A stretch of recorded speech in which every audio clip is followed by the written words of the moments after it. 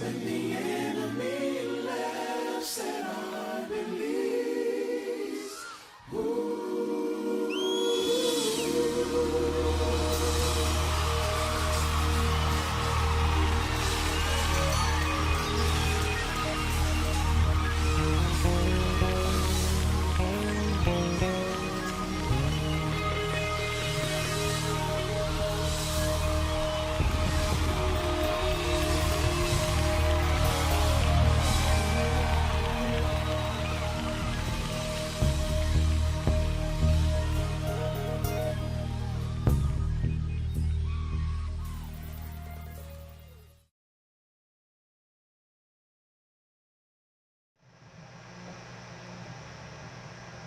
Shabbat Shalom, Shabbat Shalom. Welcome to Congregation Yahshuruwn. Shabbat Shalom. Shabbat Shalom. Please stand for prayer.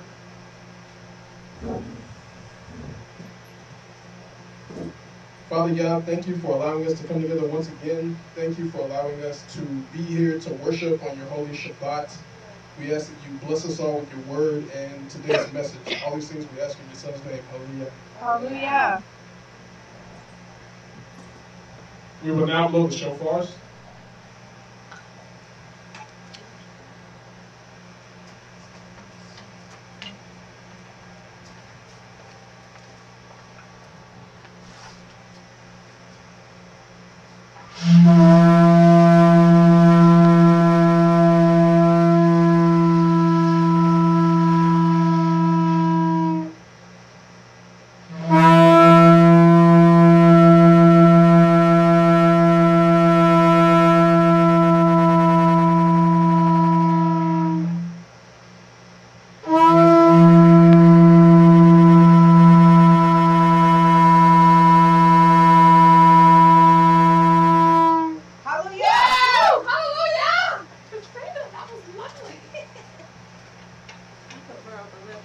Hallelujah.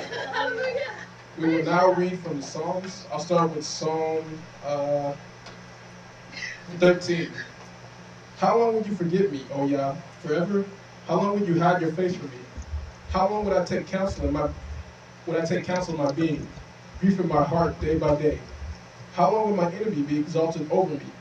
Look, answer me, O Yah, my Elohim, enlighten my eyes, lest I sleep in death. Lest my enemies say, I have prevailed against them. Lest my adversaries rejoice when I am moved. But I have trusted in your loving commitment. My heart rejoices in your deliverance. I sing to Yah because he has been good to me. Hallelujah. Psalm 40. Psalms 40. I waited for Yah, and he inclined to me, and heard my cry. And he drew me out of the pit of destruction, out of the muddy clay, and he set my feet upon a rock. He is establishing my steps. Then he put a new song in my mouth, praise to our Elohim. Many do see it and fear, and trust in Yah. Blessed is that man who has made Yah his trust, and has not turned to the proud, and those turning aside to falsehood. O Yah, my Elohim, many are the wonders which you have done, and your purposes toward us. There is no one to compare with you. I declare and speak. They are too many to be numbered. Slaughtering and meal offering you did not desire. You have opened my ears. A sinning offering and sin offering you did not ask for. Then I said, see, I have come. In the scroll of the book it is prescribed for me. I have delighted to do your pleasure, O my Elohim, and your Torah is within my heart. I have proclaimed the good news of righteousness in the great assembly. See, I do not restrain my lips, O Yah, you know. I did not conceal your righteousness within my heart. I have declared your trustworthiness and your deliverance. I did not hide your loving commitment and your truth from the great assembly. Do not withhold your compassion from me, O Yah. Let your loving commitment and your truth always watch over me. For evils without number have surrounded me. My crookednesses have overtaken me, and I have been unable to see. They became more than the hairs of my head, and my heart has failed me. Be pleased, O Yah, to deliver me. O Yah, hasten to help me. Let those who seek to destroy my life be ashamed and abashed altogether. Let those who are desiring my evil be driven back and put to shame. Let those who say to me, aha, aha, be appalled at their own shame. Let all those who seek you rejoice and be glad in you. Let those who love your deliverance always say, Yah be exalted. but I am poor and needy. Let Yah think upon me. You are my help and my deliverer. O my Elohim, do not delay. Hallelujah. Hallelujah. On my request, 107. Psalm 107. Psalm 107. Give thanks to Yah, for he is good, for his loving commitment is everlasting. Let the redeemed of Yah say so, whom he has redeemed from the hand of the adversary, and gathered out of the lands, from east and from west, from north and from south. They wandered in a wilderness, in a desert way. They found no city to dwell in. Hungry and thirsty, their being in them grew faint. Then they cried out to Yah in their distress. He delivered them out of their troubles, and he guided them by the right way, to go to a city to settle. Let them give thanks to Yah for his loving commitment, and his wonders to the children of men. For he has satisfied a longing being, and has filled the hungry being with goodness. Some sat in darkness and in the shadow of death, bound in affliction and irons, because they rebelled against the words of Yah, or El, and despised the counsel of the Most High. And he humbled their heart by toil. They stumbled, and there was no one to help. And they cried out to Yah in their distress, and he saved them out of their troubles. He brought them out of darkness and the shadow of death, and he broke their chains in pieces. Let them give thanks to Yah for his loving commitment, and his wonders to the children of men. For he has broken the gates of bronze, and he cut the bars of iron in two. Fools, because of their transgression, and because of their crookednesses, were afflicted. Their being loathed all food, and they drew near to the gates of death, and cried out to Yah in their distress. He saved them out of their troubles. He sent his word and healed them, and delivered them from their destructions. Let them give thanks to Yah for his loving commitment, and his wonders to the children of men. And let them slaughter slaughterings of thanksgiving, and relate his works with rejoicing. Those who go down to the sea in ships, doing work in many waters, they see the works of Yah, and his wonders in the deep. For he commands and raises the stormy wind, which lifts up the waves of the sea.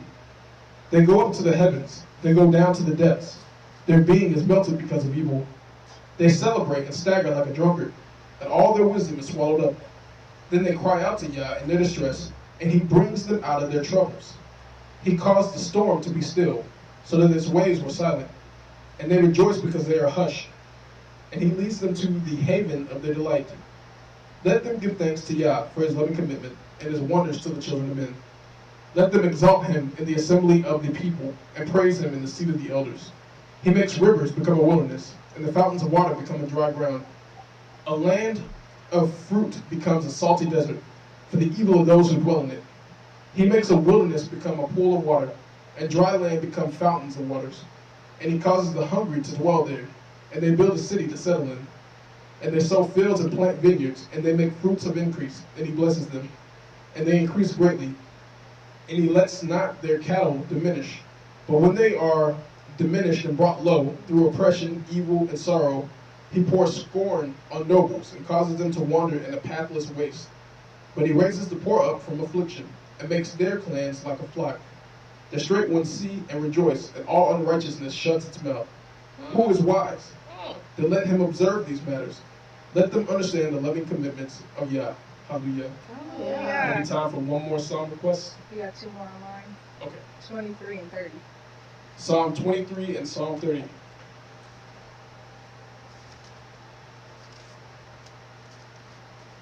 Yah is my shepherd, I do not lack. He makes me to lie down in green pastures. He leads me beside still water. He turns back my being. He leads me in paths of righteousness for his name's sake. When I walk through the valley of the shadow of death, I fear no evil, for you are with me. Your rod and your staff, they comfort me. You spread before me a table in the face of my enemies. You have anointed my head with oil. My cup runs over. Only goodness and loving commitment follow me all the days of my life. And I shall dwell in the house of Yah to the length of days. Hallelujah.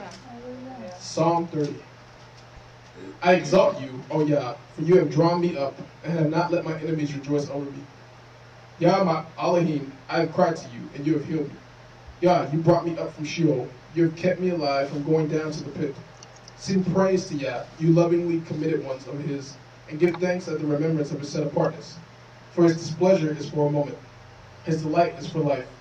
Weeping might last for the night, but joy comes in the morning. Hallelujah. As for me, I have said at my ease, never would I be shaken. Yah, in your good pleasure, you have made my mountain to stand strong. You hid your face, and I was troubled. I cried out to you, O Yah, and to Yah I prayed. What gain is there in my blood? Would I go down to the pit? Would dust praise you? Would it declare your truth? Hear, O Yah, and show me favor. Yah, be my helper. You have turned my mourning into dancing for me. You have torn off my sackcloth and girded me with gladness, so that my esteem might praise you and not be silent. O Yah, my Elohim, I thank you for Hallelujah. We will now transition into testimonies.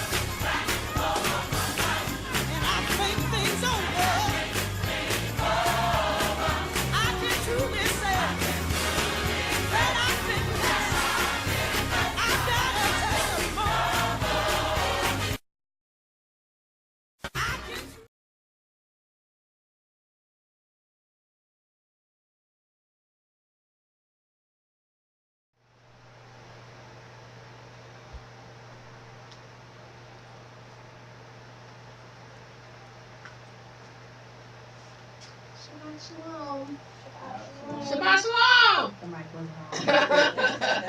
Shabbat shalom, everyone. Shabbat shalom. This is really an awesome day, a day of peace, a beautiful day. I don't know about you guys, but it was a lot of thunder and lightning not too long ago, right? So I'm very happy for the sunshine today. So you know what time it is. It's time to share how awesome Yah has been to you this week. There's nothing small, there's nothing large. Don't compare your testimony to anybody else's. You know, Yah's been so good to all of us. So I'll share one and I'll start off if y'all comfortable, so you can Come to the mic. so you can I love it. share your testimony. My testimony is I take public transportation throughout the week, and it can be rough. So what I do is I gird myself up with the word, and I have scriptures audio version and as well as on my Kindle, and I'm able to spend that time on the train to read Torah. But I had a pleasant treat today. This week. The train was late, bus was late, everything was just late. And everybody on the train was looking weary. Like they all just came from a hard day of work. And this guy stood up and he was like, how y'all doing today? Now, I don't know about you. When one person on public transportation talks too loud, you start clutching your purse. Or your wallet, whatever it is you need to clutch, your pearls, whatever. And so everyone tensed up, and he said, well, I'm having a blessed day, and I just want to share with you how awesome Yah has been to me. And he sang 2 songs, not 1, but 2. He sang Joyful, Joyful, the Sister Act version, the one with soul in it. What? And he sang this other song called Heaven on Earth, and I've been trying to find, I don't know who the artist is or whatever. Heaven's in your mind? Or No, it's Heaven Heaven on on Earth. Yes, I'll get that. And his voice was beautiful. He's the type of guy you can tell just want to sing. You know what I'm saying? He don't care. He just want to sing. Can you sing? He can sing very well. I recorded it because I was like, if anything goes down, I just scary like that. I just like to make sure that I'm safe. And so he got off the train and asked for money, didn't ask for help, didn't ask for directions. He got off at the next stop. He said, all right, y'all, this is my stop. Hope y'all have a safe travels home. Hopped off. And if you looked at everyone's faces, it's just like their face lit up. Like everyone was in a better mood just because he lifted their spirits with that beautiful song. And I love black people. I don't know why, because I'm so scared, because we just good at everything we do, I guess. It's scared of that.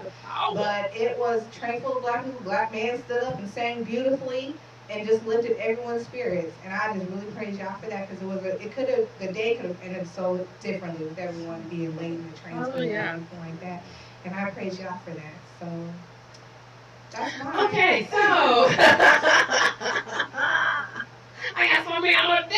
I'm not gonna do them all, but I want to thank y'all for taking us through the storm. It was actually a tornado that hit, and there's a lot of people that's without power, and I was telling Katrina, I was checking on her yesterday, and I was like, the only thing I lost was the internet. And, some people lost houses, trees fell down. So I just want to thank y'all for keeping us through the storm. Okay, now they come in.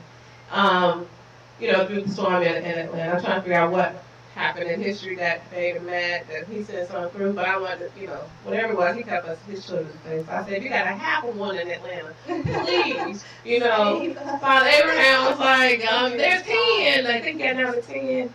And they didn't even have 10. So I said, you got a half of one. Please save us. And so he did that. I found out something this week that remember when we're doing our Black History, we still doing Black History because we Black every day of the week and every day of the year.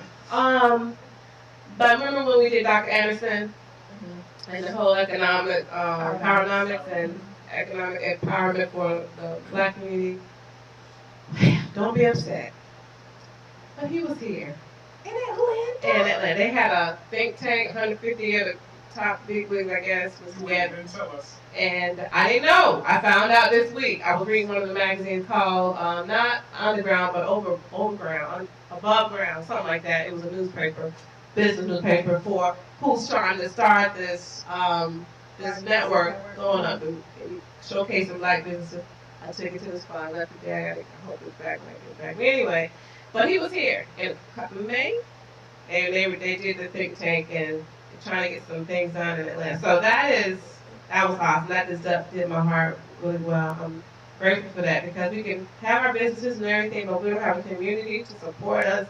Then it's kind of like where we were before. Everybody's out there individualized, making billions of dollars, and no, it's not recycling in our community. Sorry, just real quick interjection. For all you all who have iPhones or Androids, there's an app called Around the Way, and it's just Black-owned businesses. You can upload your business if you have a Black business, or you can view other businesses in the category of your choice. So if you need a mechanic, if you need a barber, whatever the case is, it's called Around the Way. I didn't know we could upload ours. Yeah, I sent that to you. I knew it found it. I looked at it, but I could upload my own. All right, that's even better news. I'm gonna add that to the list. Around the Way. Yeah, I got it on my phone. It's like a phone. street sign. The logo looks like a street sign. That's the one you put on Around the Way app. Yeah, I got it on my iPhone. I just didn't know I could upload my business to it, so that's even gooder. Let some other people know that because they didn't know. I went to a business class this week. They didn't know either. No one told them. Maybe I'm gonna tell them. Okay, so I wanted to say, y'all gave me, said Mary Hart does good like a medicine. Like a cure is what it really is. Medicine just does what? I don't know. But, cures, right? When I say I laugh so hard, loud and long, I just laughed. I was laughing just for the sake of laughter. Someone that was so very funny that I believe should have been on TV. Just natural. You just said, boo, and you just started cracking up laughing. And I don't know, but I laughed for hours. I laughed, and I've been I had a lot of congestion and stuff this week, and I was laughing up stuff. It was just that, and I know that was healing. Yeah, and I was laughing. I was caught. I said, stop. My cheeks was hurting. I was choking. And it was just good. There's a lot of stuff going on in this world. There's a lot of people dying. Like in this last couple months, there's been so many people being killed and dying and killing themselves. And we got reason to praise Yah, and we got reason to laugh. And I saw so many cute little babies yesterday. They just like princes and princes. I said, it was just community. It was Black community, and it was just like family. And you know what I'm saying? I said, this is how it's supposed to be. We should have to struggle, worry about eating and where we're gonna live, where we're gonna work, what we're gonna do, and nothing. I just praise y'all for that. I sound simple, but I'm grateful for that. Okay, we got some coming in now. Shantae, be quiet. Okay. Thank Yah for His grace and mercy continues to surround me and my son. I thank Him also for getting me through this past week and for some recruiters taking interest in me. Prayerfully, something will come out of it. Mindset freedom, that's not Chanel. I'll give you it. Okay, I got this. Her son he turned 2 on Wednesday. And Noah turned 2 on Wednesday. She didn't put that wasn't in there, but she told us last week, and we got okay. Awesome. Pray. Where my tamarines? Over there. Okay. Let's see. We got another one. Hold on one second. In house. We got another online. Praise y'all for keeping us safe through the storm and tornadoes that we had in Maryland this week. Praise y'all also for giving my nephew safe travels through one of the worst storms on Thursday. Hallelujah. Today I'm grateful for this Shabbat and for worship and for fellowship at CY. Online CY fam. Hallelujah. Woo! We got it in-house. It's an honor. It's a I was joking. Do you all know the picture where they have a picture of, I guess, their Savior, and there's nothing in front of the person is just kind of walking on faith? Have you guys ever seen that picture? The footsteps? The footsteps, Yeah. Thank you. Well, I want to give y'all praise for safe traveling to New York and back. Hallelujah. But this time I decided, I took the kids to Virginia Beach first because we always taking some type of tour. Right. And I decided to take 13. Now, if anybody know 13, right, coming from Virginia Beach, going up north, you have that long Chesapeake Bridge. Mm-hmm. Okay, me and my bright ideas. We're going to take the Chesapeake Bridge, and, you know, the storm was going through the Atlantic and whatever. So it was really foggy. You think the people who took my money would tell us what to expect? No. But of course not. So I'm like in the middle of the bridge, and my daughters, of course, they all have jokes. One started talking about the fog, the movie. Didn't help. No. And then I'm looking around, and I'm like, okay, we can't stop, we can't turn around, we can't do anything but go forward. Okay. And so my other daughter said to me, she said, "Ma, didn't 2 cars just pass us?" And you know how our mind make images to something else that we saw, we thought of. So I thought about the bridge that collapsed. Oh, and my we goodness. couldn't see in front of us. And I can't turn around and I can't stop because, you know, there's no place to stop. And so you know what I thought about? The Lord brought to me was the footsteps picture. Awesome. And I prayed and I said, y'all, I said, if there was no bridge, there's going to be a bridge. Well, and we're going to get across this bridge. We couldn't see, but I know I can see in you, and you see all things. And I just believe that even if the bridge was gone, He was going to hold us up. So we continued to drive through, and then when we got on the other side, we was even praising His harder. So praise God. This is why we can't skip this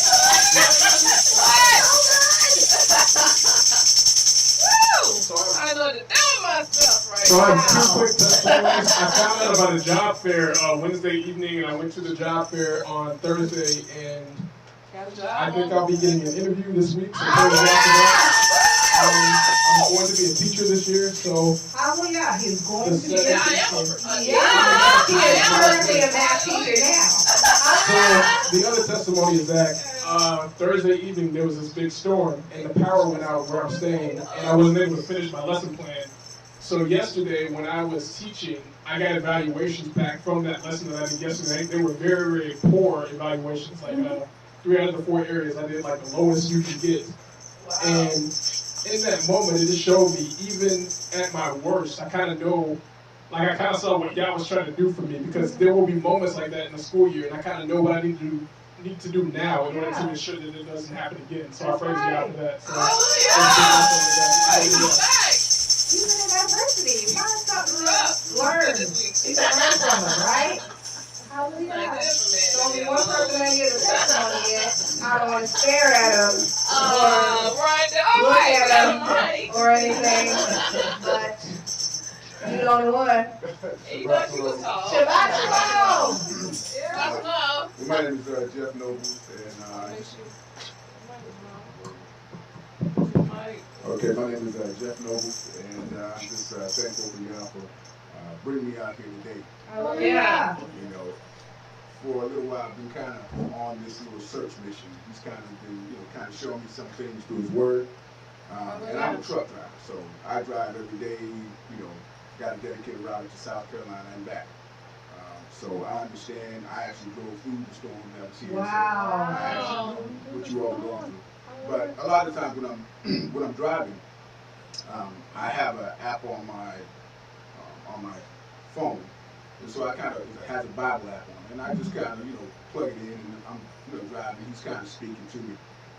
And it was just so funny because yesterday I did my yard, and I came out, I was kind of tired, so I laid down, just about 6 o'clock, and I woke up about 3 o'clock this morning, and something just, I started getting in this, just having this little search. So I started going on YouTube and started kind of looking up video, and, just talking about, just about his word and all of that, and it just kind of led me here.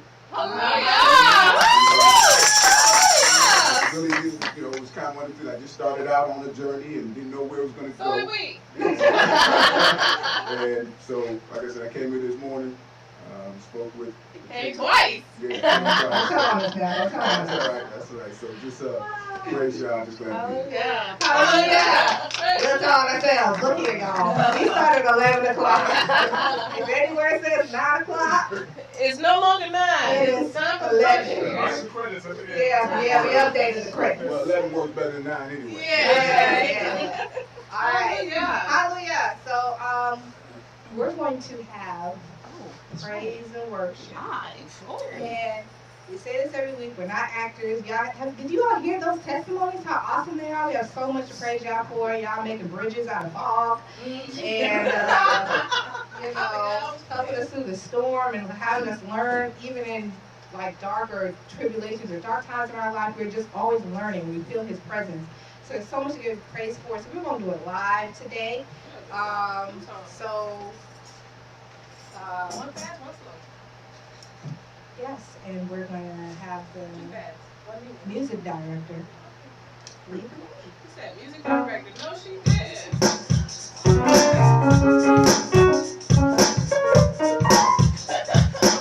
My keyboard is thirsty, and I can wipe it off. Sorry. Bless y'all with me. Bless y'all with me. And Anton is anxious. He has a presentation that's 2 hours long that we're not gonna get to today. We're gonna get to the first half of it, but we ain't gonna rush no praise, no worship. What? We're gonna praise y'all, right?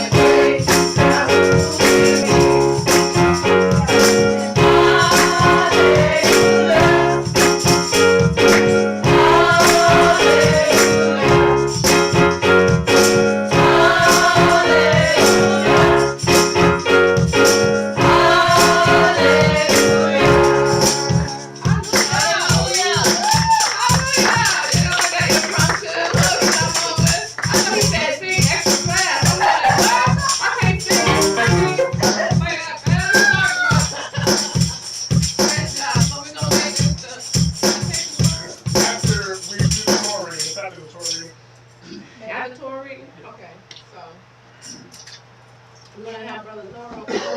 Please stand for the Torah reading. We'll be reading from Genesis chapter 33. Y'all did awesome.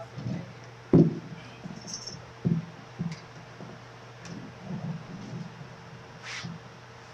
Please welcome Brother Noble to stand. To the mic. To the mic. Hallelujah. Hallelujah.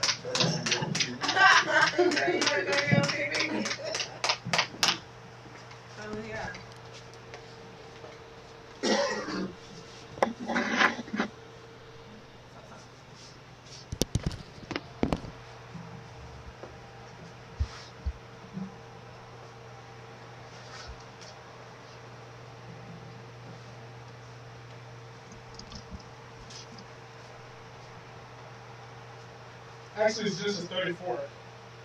Genesis 34.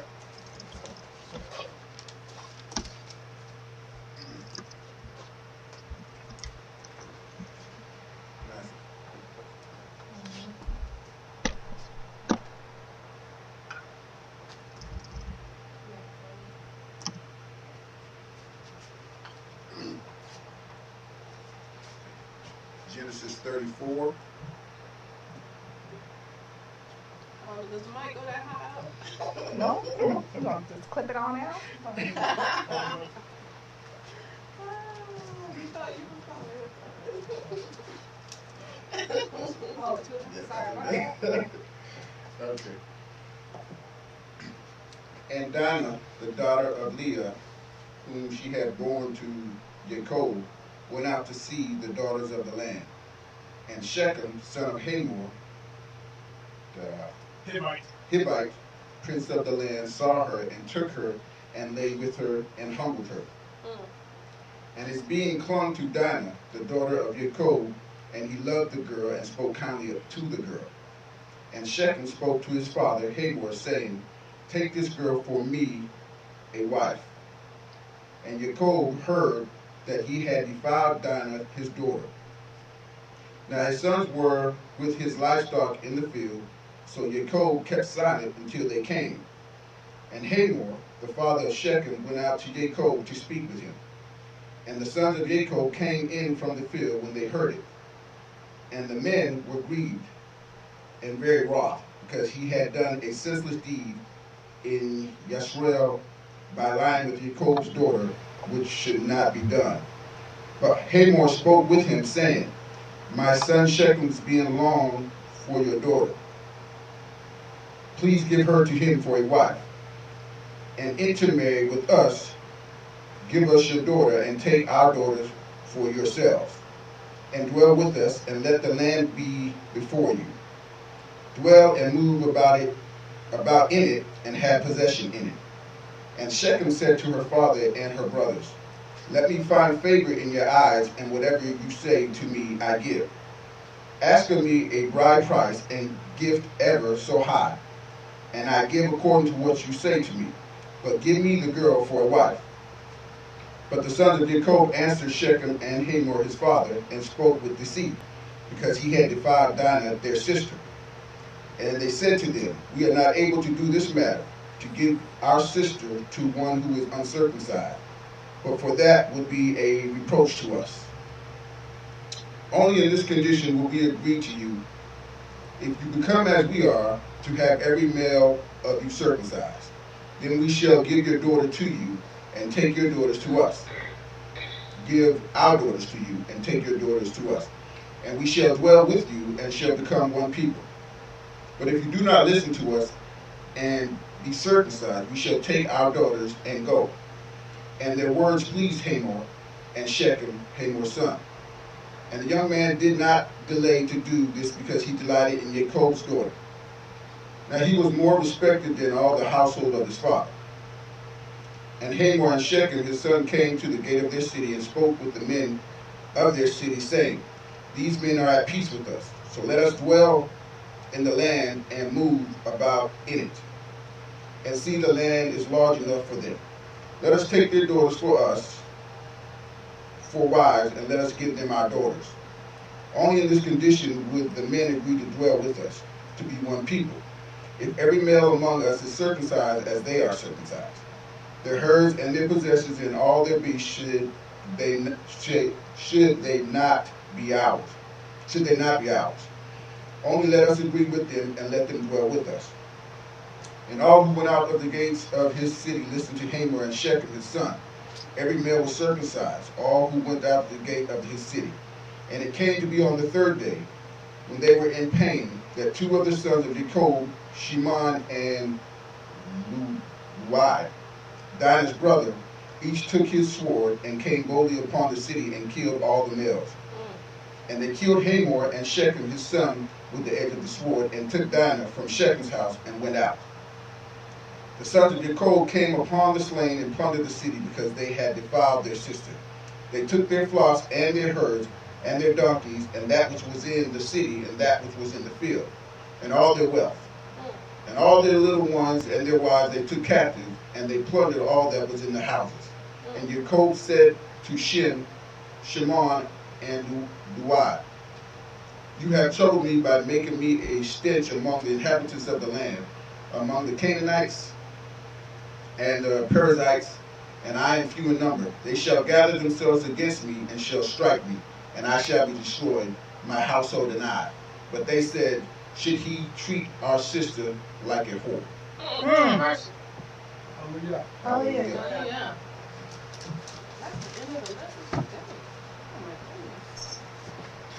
We will now have our song of meditation.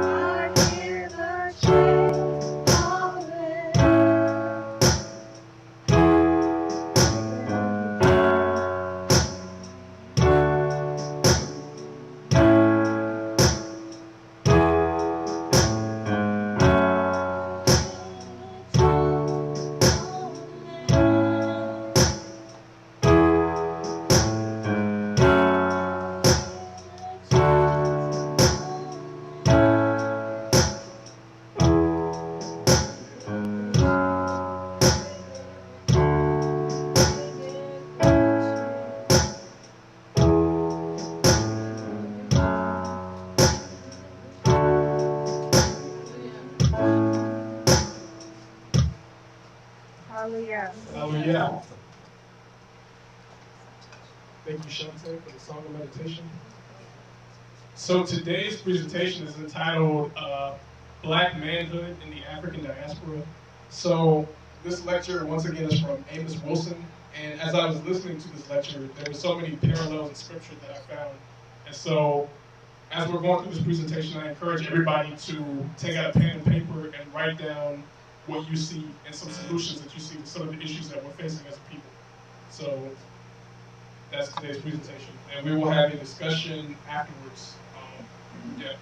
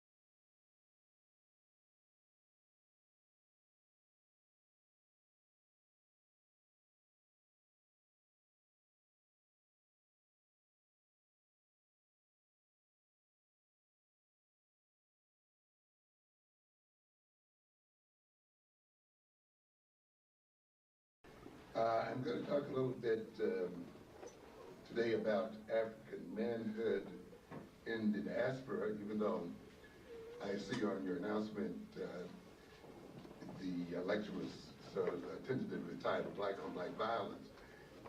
That's okay because we'd expected by this time to have my new publication, Black on Black Violence, and we sort of anticipate perhaps talking about it today. So you can see here it's Black on Black Violence, the psychodynamics of black self-annihilation in service of white domination. We're waiting on the books to be delivered. Hopefully they will be delivered tomorrow or by Tuesday, and they'll be in your local store before the end of the week.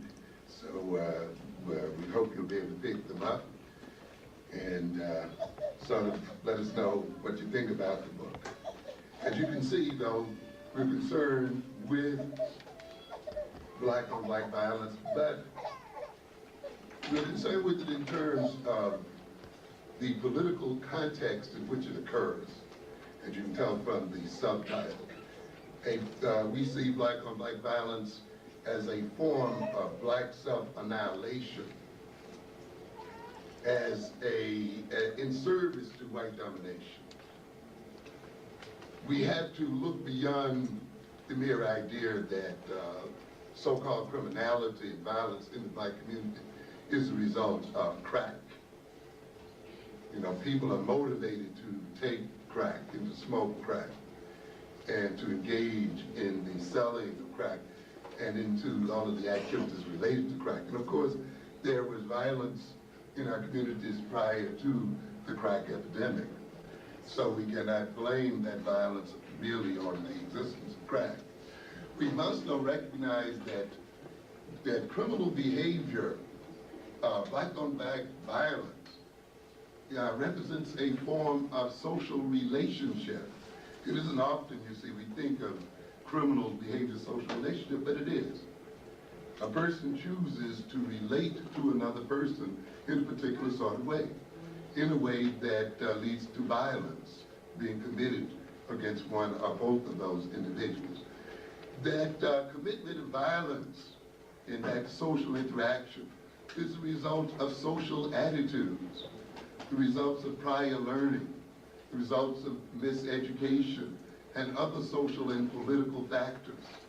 So in order to understand what motivates black on black violence, we have to understand the social system in which that violence occurs. If we're talking about our children or mugging other children for sneakers or for jackets and so forth, we must recognize that the fact that they are mugging each other, hurting each other for those jackets, for sneakers and so forth, must occur within a social system where these things are produced. So in effect, the crime is still a social, political, economic product. And consequently, we have to study the economics of criminality. The general system would make us think then that criminal behavior, black-on-black violence, violence in general, is the result of some criminal tendency in the individual. That somehow the criminal is greatly different from the rest of the people in the population.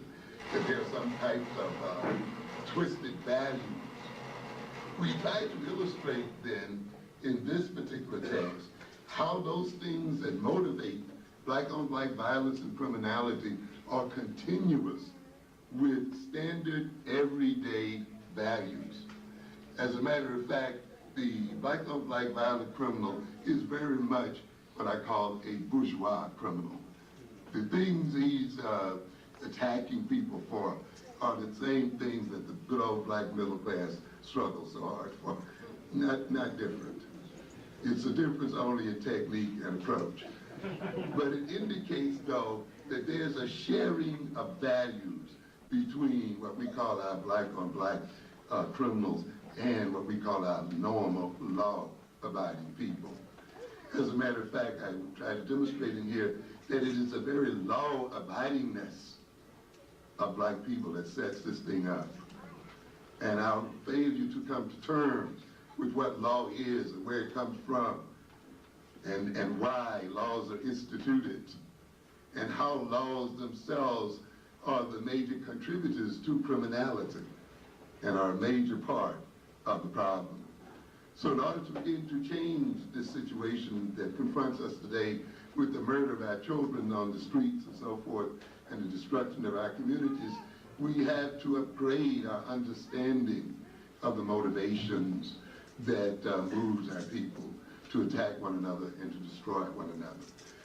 This book, of course, it's in line with the other books I've written, The Developmental Psychology of the Black Child, with the one that I am going to hopefully have published around February, the working title being On the Education of Black Children, where I will do an extensive analysis of some of the issues dealing with education of our children and how our children are set up through the kind of educational system that we have today, which is really not an educational system, but a miseducation system. And how we must come to terms and begin at the beginning that we are operating in an oppressive system. And you know, that sounds like old hat to a lot of us. And many of us, you know, we want to say, wow, you know, that's 60s talk, we've heard it before. We really have not heard it before in order for us to be in the condition we're in as people. You know, there's hearing and there's listening. And a lot of us have heard it, perhaps, but a lot of us have not listened. And when I talk about listening, I'm talking about listening in the sense that after hearing, one moves forward. And so we are still talking about the things we were talking about in the 60s. It's because somewhere we are not listening to what is going on. And often we take superficial sameness to mean sameness in terms of depth. We must again look at this oppressive situation, because often when I go to educational conferences and so forth, I see people diving directly into the discussion of the education of our children without discussing the context in which that education takes place. You are going to waste tremendous amounts of time and destroy your children if you don't look at the context in which a phenomenon occurs. And this happens all too often. We talked about, some of you might have heard me on the Lord Strayhorn show here a few weeks ago, when we started to talk about why our children have problems in mathematics. And I'll appear on the show again on the 3rd of December. And I made the generalization that in a sense, our children have problems in mathematics because they must have problems in mathematics. You know, it's not merely a matter of whether they're able to learn math, or whether they have the motivation to learn math, and all the things we're talking about. You have to look at what would the learning of mathematics mean to European domination? What would the learning of technological thinking mean to the hegemony of the white man on this earth today? What would the establishment of black research laboratories, the entry of African nations into the space race for real, the manufacture of African people of technological systems and so forth mean economically, politically, and militarily to Europeans? You had to start with that first. If you don't start with that first, you miss the whole point of the deal. You see, if then our technological expertise and abundance and so forth is a threat to European dominance, then it should not come as a surprise to you that in a school designed by Europeans for Europeans, black children would have their largest numbers of problems around the technological areas. It's there where you start before you get into the motivational systems of the students. Because you will recognize that once that system sees our technological advancement as inimical to their dominance, they are going to organize the motivational system of the youth so that it would appear that they voluntarily avoid mathematics, science, and technological thinking.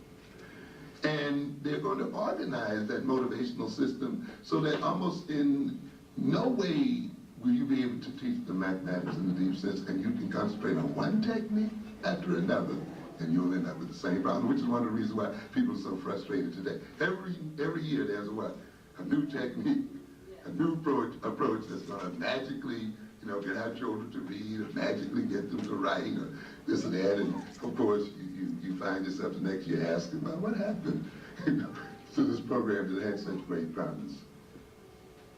When you start there and work that through in depth, and it's not enough just to say it. They want us to fail, because it keeps them in power.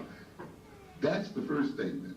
Then, of course, you got to go in how the failure is created, psychologically, socially, economically, politically, and so forth, and get into the fine points of the organization of the African psyche so that it can maintain European dominance.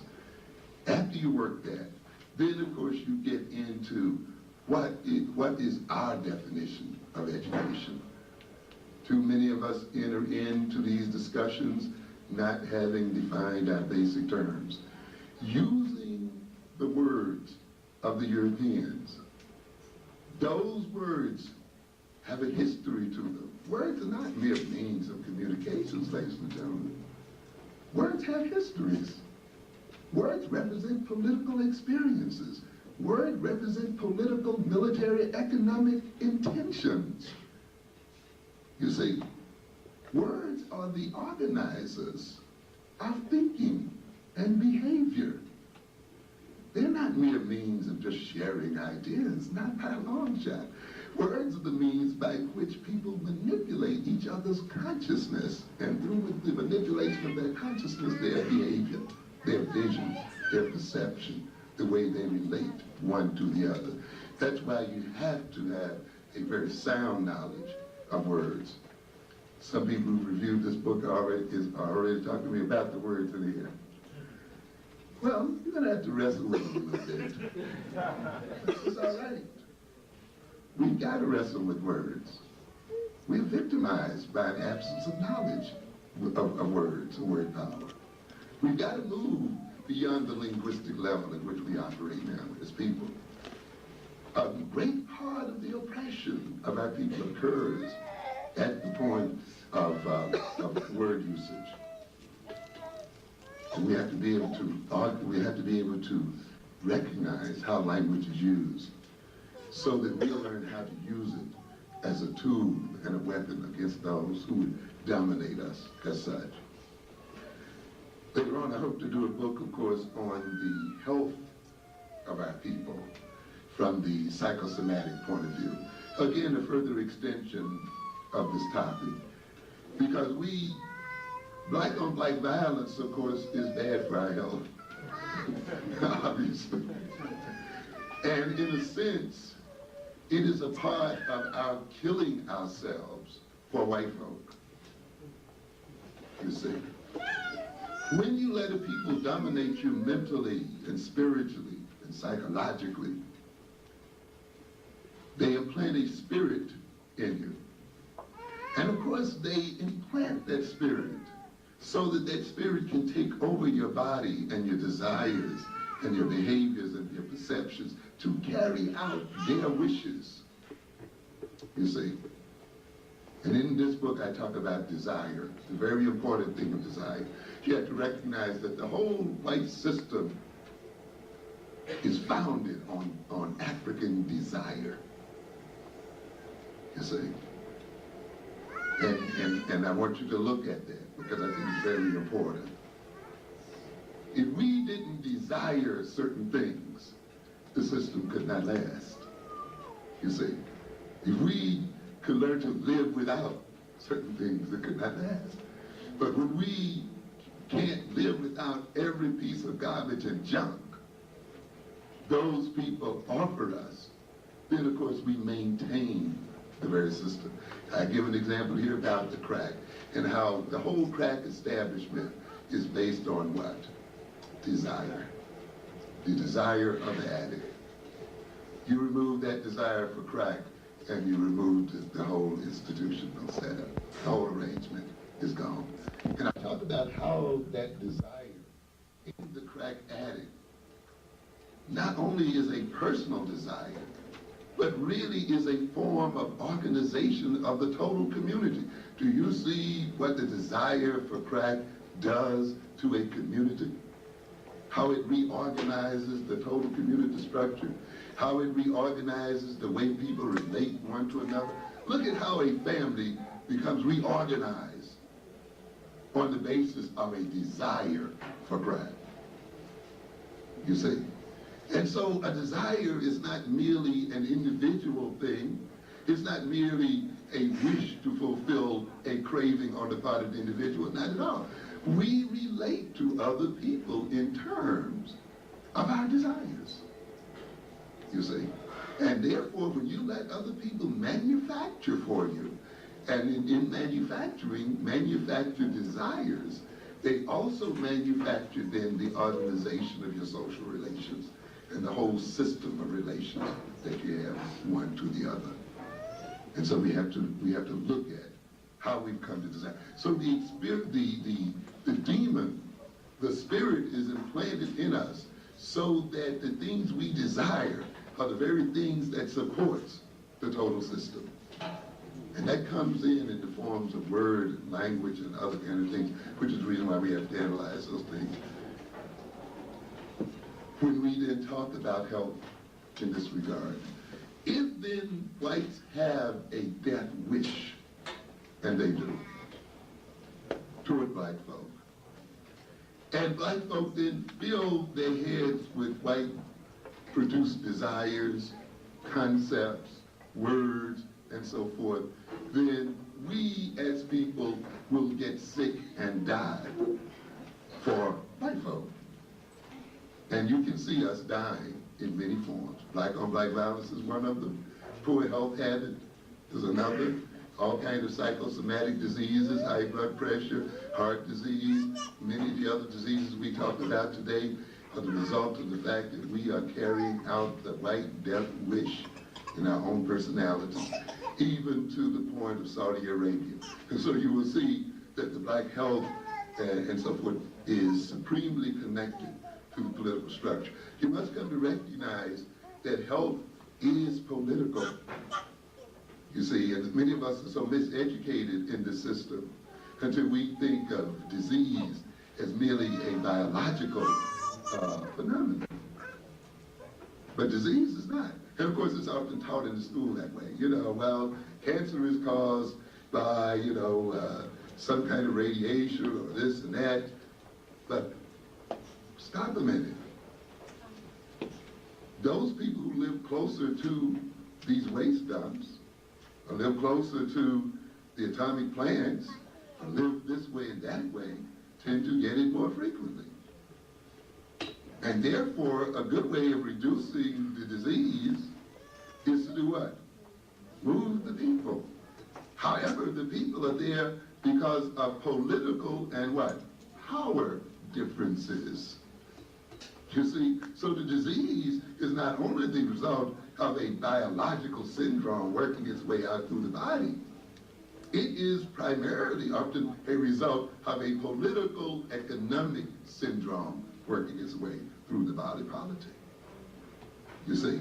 And so it is not enough for us to merely understand the biological mechanisms of disease, but we must come to understand the political, social, and economic mechanisms of disease, you see. So you can begin to see where an Afrocentric education and African-centered education is so different from what we're getting today. It's not just preparing for jobs and skills and that kind of nonsense. You know, it's about life and surviving and overthrowing and being liberated as a people. Because I tell you, you could die with these skills. The accumulation by black people of mere knowledge and the accumulation by African people of mere skills in no way provides protection for us as a people. You can't, it's not going to do it. The young man here who made an announcement introduced a very, very important concept, and that's that concept of a nation within a nation. And if you're not discussing a nation within a nation, if you're not thinking of yourself as a people separate and distinct in this country and operate as such, you are wasting your time accumulating knowledge and information. You're going to die black and proud. Yes, it's not enough to become Afrocentric in your knowledge. It's not enough to collect skills. Skills and knowledge must be organized under the general purpose of the people themselves. The rest, it doesn't matter. It doesn't matter. The working of whites in this country, even though they may see they're going to their jobs as individual activities, the sum total of those individual activities represents the strength of this nation. They represent its capacity to militarily defend them against their enemy. They're going to work with their skills represents the power of this nation to dominate in the world. They may think that they're personal, that they're just going for their own personal reason, but because they have a nation and they're going to work is subsumed under national goals, and their very jobs actually are created or phased in and out based on national policy. These jobs just don't occur simply because somebody happens to want to hire you. The very nation itself, through tax policies, through political policies, through subsidizing certain industries, through grants and other things, transforms occupational levels. And it will, and you will see then the state or the nation transforming occupations dependent upon what its enemies are doing. Some of you were here when the Russians sent up the Sputnik, and it frightened this country. Thank you. Right away, the Congress went into action and created the Student Defense Loan, or whatever they called it. In other words, then, they put money into those people who go this way and that way to restructure. Now, those people, they went to college, they got jobs, and maybe they didn't even know the history of how those jobs came into being. But in following through those jobs, and even in thinking in personal terms, they actually moved the nation forward and kept the nation powerful, you see. But a group of African people who are merely qualified for jobs, who have mere knowledge, but who do not operate within the context of a nation, are just a bunch of individuals who, with all their knowledge and all of their experience and skills, cannot defend themselves against their enemy and can be wiped out and destroyed. So you see, education and so forth has to move far beyond the concept of mere accumulation of knowledge, or even beyond the concept of African history. It's got to be welded into peoplehood, or else it is incomplete. And this is a part of the thing that we must work toward. I'm going to talk a little bit then today about African manhood within the diaspora here. An issue I know that bothers some people, you know, and particularly those feminists who have gotten their signs from the white feminists and who've let white feminism infiltrate their minds and have not examined it very closely. And it's almost become unpopular to talk about what it means to be a man, you know, and to, you know, deal with the concept of manhood. You got to deal with it. You can't get around it. And of course, I will mention that infamous book in a minute that also deals with the concept of manhood. But let's look and see what's going on here. Let's look at a few headlines in relationship to my subject today. I'm looking now at the New York Times piece here of Sunday, September 30th, 1990. Starting on the first page there. Milwaukee creating 2 schools for black boys. We get a lot of comments about that concept, you know. And I'll just read a couple of quotes here. The school board has voted to create 2 African-American immersion schools in a pilot program that seeks to emphasize black culture, build self-esteem, and promote the rewards of responsible male behavior. So you can see why people start hollering and screaming, you know. Ladies and gentlemen, in order for us to be in the condition we're in, the black male must be perceived as irresponsible, you see. And of course, part of the thing I talk about in this black-on-black violence, we have to look up what role do these men in jail serve in terms of maintaining European culture, you see. Why are these aggressive men being put in these places, you see? And it has all to do with the definition of what it means to be a man. Understand? Because an oppressor recognizes that it is far more likely that it is the male of the species who's going to resist domination and resist it violently. And any oppressor who's worth his salt knows that you must destroy the males. You must imprison them, humiliate them, do any other kind of thing to them in order to hold the people down. And part of this so-called black-on-black violence is queued up with that. And one of the reasons our men are in jail is not because of any criminality of the black man, but essentially the criminality of the white man. And we have to come to understand it. But the thing I'm getting here is it is centered around this concept of manhood, and we have to come to terms with it.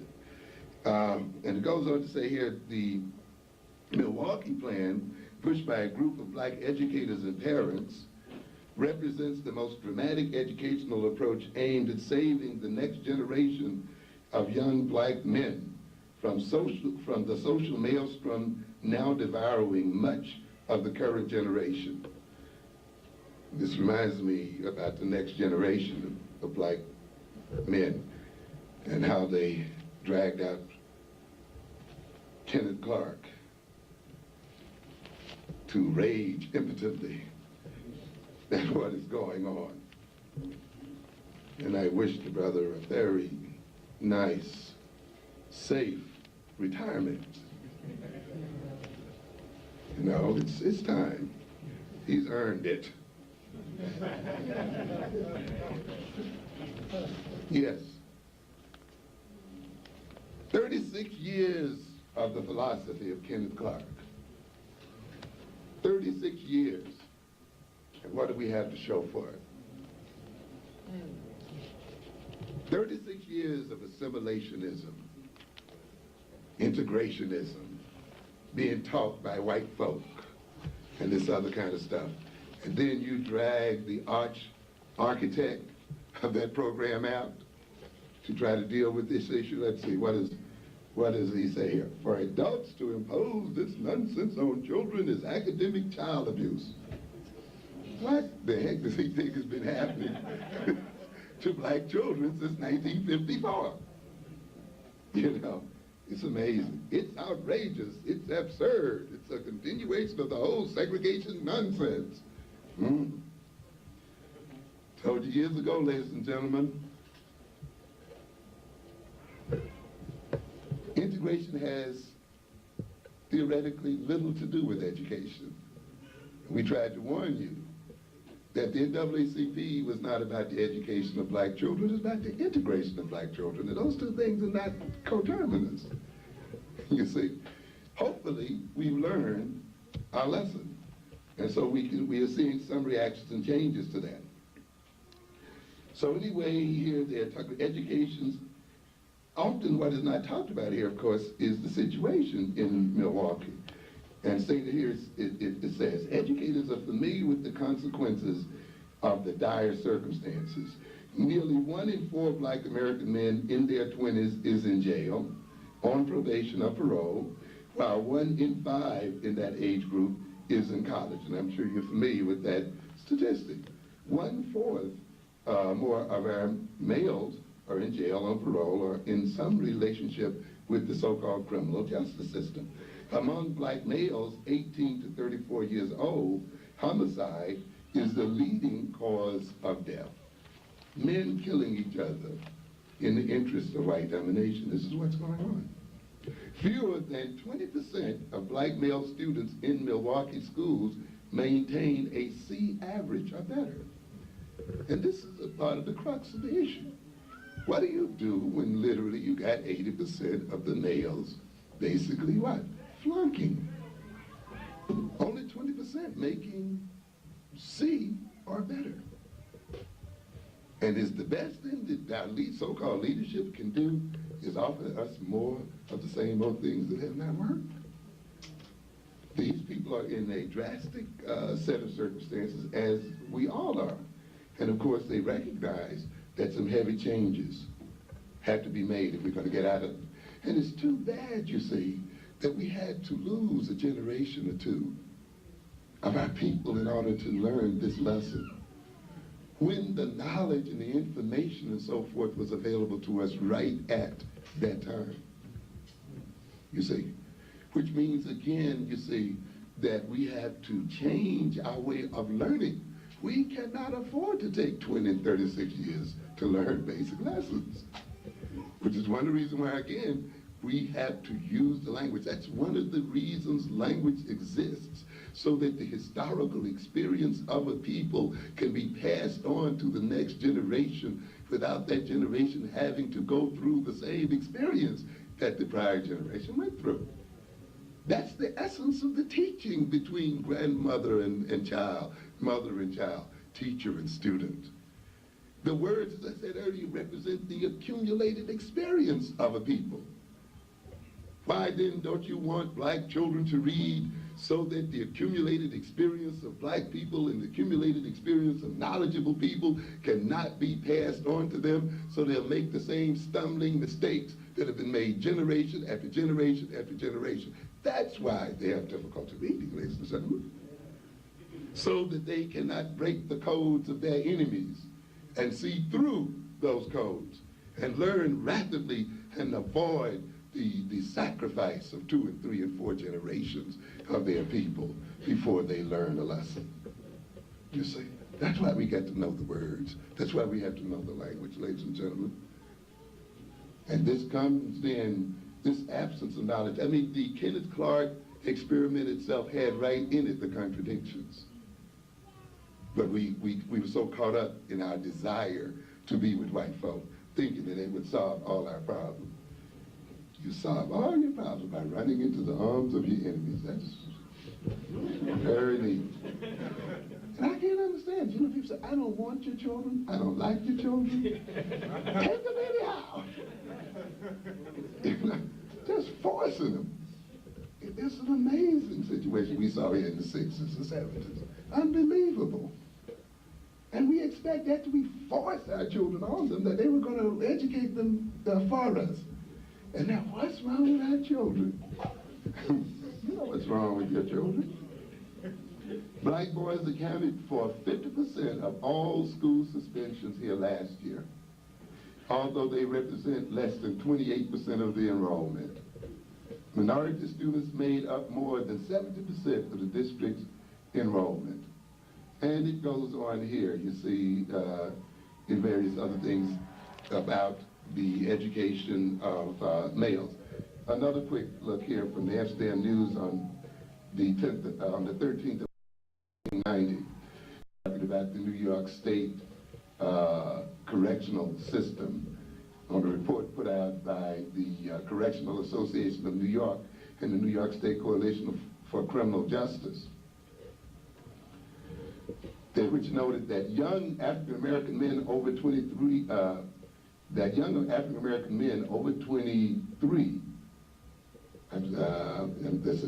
start at the beginning. Key findings in the study conducted by the Correctional Association of New York and the New York State Coalition for Criminal Justice note that young African American men are over 23 times more likely to be jailed than white men. You see? And in the book Black on Black Violence, I talk about statistics. In fact, I have a chapter there I call Quantifying the Myth. You know, the arrest statistics, and the number of people in jail and what that means. And we deal with this because it has a psychological effect on people when they read statistics.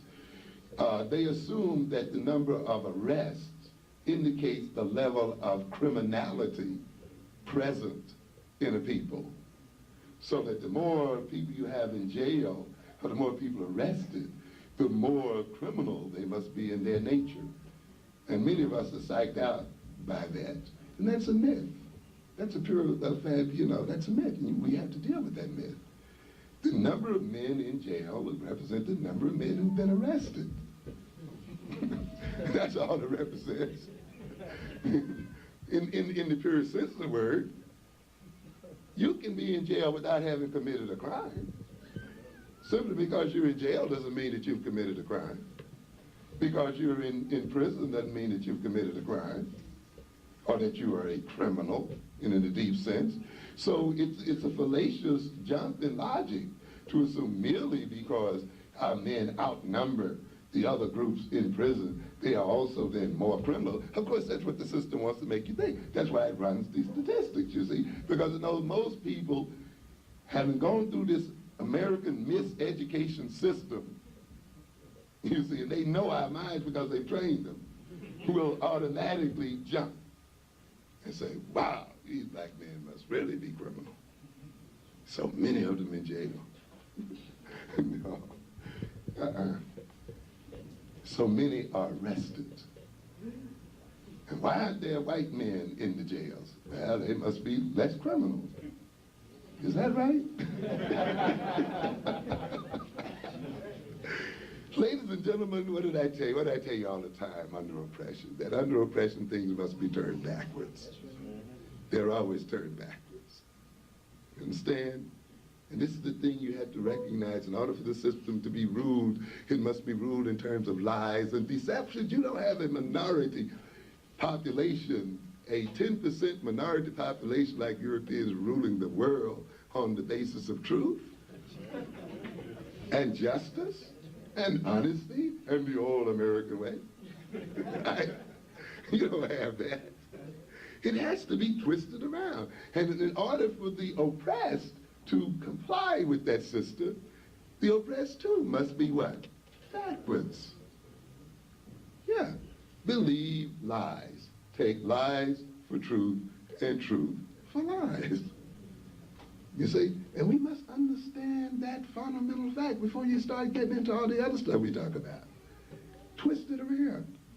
So what do we have? The crooks and thieves outside and the victims in jail. Yeah. And the victims called crooks and thieves. And the one outside, the law-abiding citizens. This white man is the greatest thief and crook and killer and murderer the world has ever known. And for you to think that this white man is non-criminal and represents what it means to be law-abiding, you've got to be out of your mind. You've got to be crazy. And yet there are a lot of us who think that, you know. But you have to, in order for the system to what? To work. To work. And that's one of the reasons why you have to educate your own children so that they won't fall victim to this kind of mythology. And the American mythology of science-tizing nonsense by covering it with what? Numbers. You see, because we live in this kind of culture, we tend to think that if something carries a number, you see, and of course psychology is famous for representing political theories behind statistics. And people think, getting so caught up in the mathematical operations, they think then because the mathematics balance out and checks out, that what is being talked about balances out and checks out. And they really did, oh well, hey, that's the 5%, whatever you call it there, you know, level of competence. It's still a lie.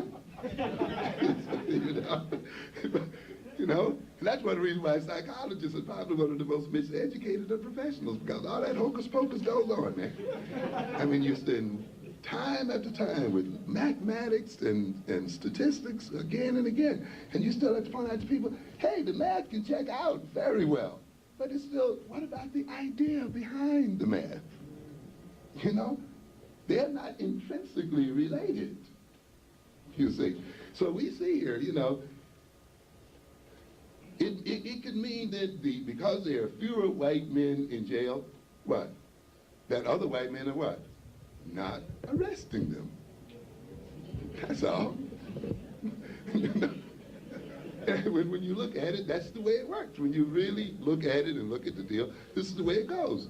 Black boys and teenagers, 7 times more likely to be arrested for the same crime as a white person. You must understand that the policeman is the law in the community, and the policeman carries discretion, you see, and makes a decision as to whether he will take someone in or leave someone alone, you see. And so with the policeman with a prejudiced attitude or a racist attitude, you're going to see the results of that racism. So if you had 7 white boys committing the same crime as 7 black boys, you'll see the 7 black boys in the jailhouse, and perhaps just 1 of the white boys in the jailhouse. And then you will say, well, you know, these boys are 7 times more criminal, the black boys, than the white boys. You can't do that. Look at what happened to the Jews over there in Brooklyn, right? Second time they've had a riot. The other time they even got into the station house and ripped it apart. Wounded 44 policemen. And yet, had you gone to that jail the next day, you would not have been able to count all of those Hasidics who were part of that attack. They would not have been in the statistics. And you would make the assumption then that they must be very law-abiding. These people even attack the law and the law enforcers. But if you go by statistics, you're gonna be misled. Oh, they must be law-abiding people, and you know they must be so self-behaving and so forth. And this is the game, and we get psyched out by the game, you see. And we must be careful then about that. 1 in 4 here. So when we look at these statistics in terms of our males, that's why you got to look at it in terms of the political, social situation, or else you're going to misunderstand your own circumstance. It says that on a given day, the report continued, 1 in 4 African American men is under the control of New York's criminal justice system, 2 times more than all full-time black male college student enrollees in the state. The report, entitled Imprisoned Generation, noted that New York's jail population has gone from 12,500 in 1973 to more than 54,000 today. Reminds me of a thing I've told audiences before. You thought your problem was going to be solved by appointing more blacks to judgeships, didn't you?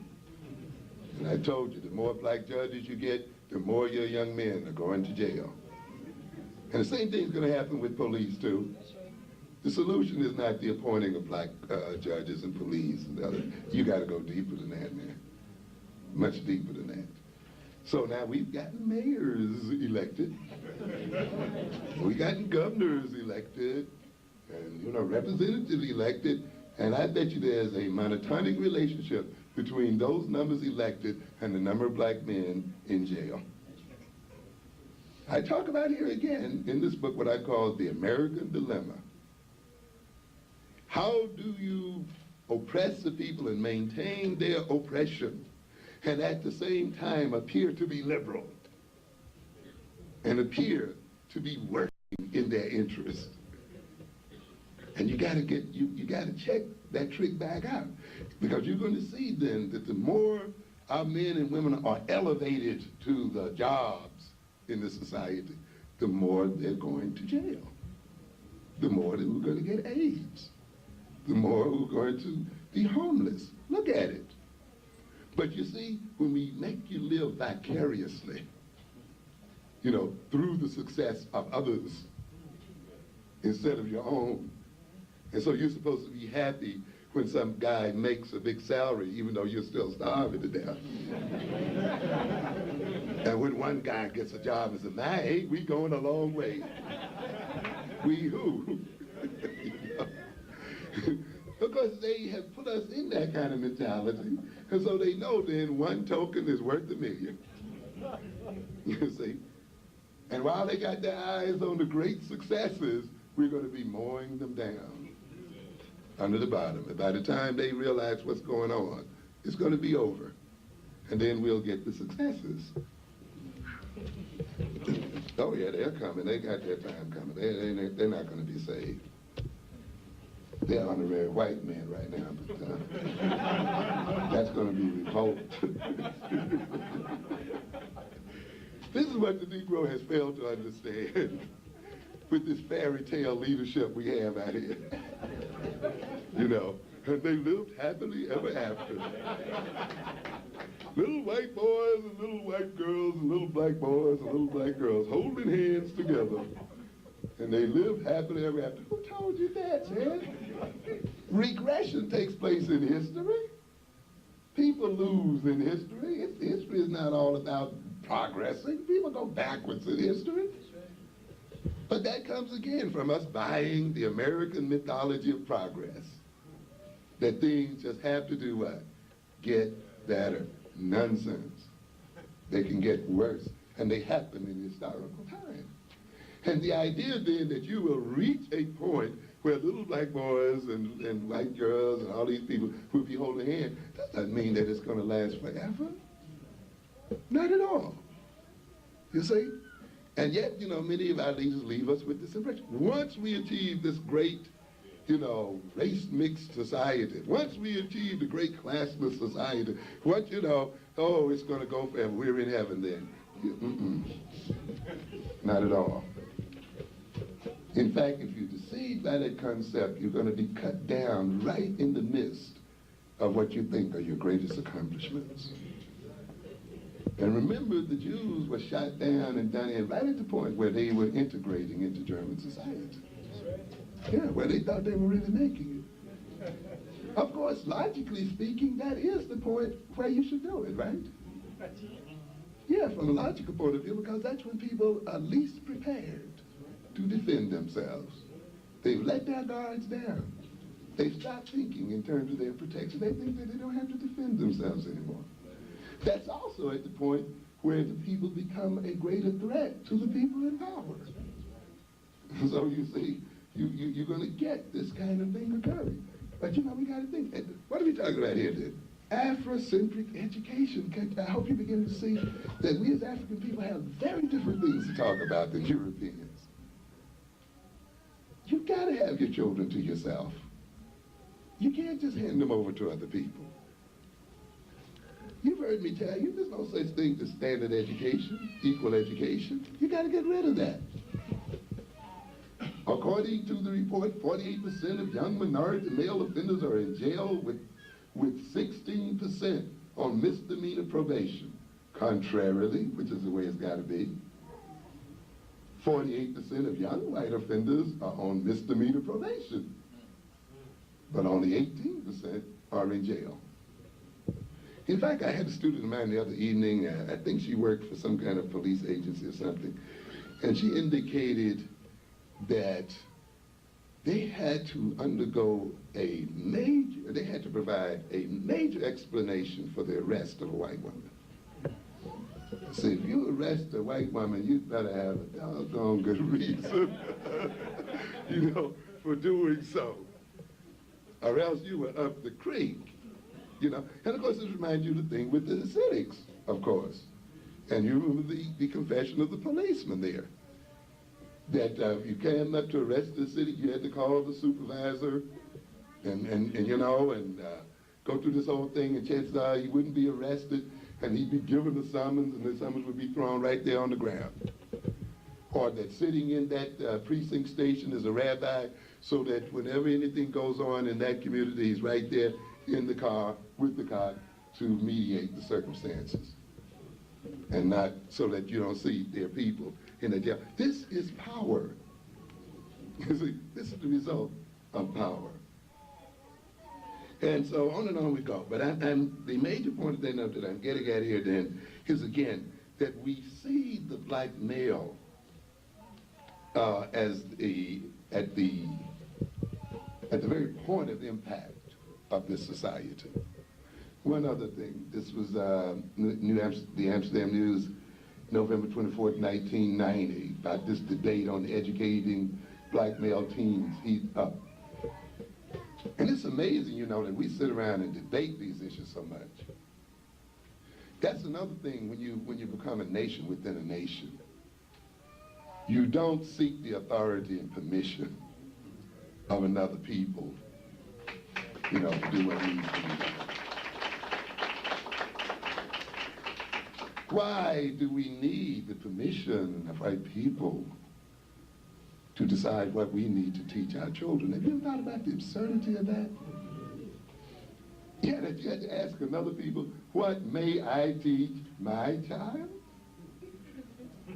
Yeah, this is a part of what this so-called debate is about.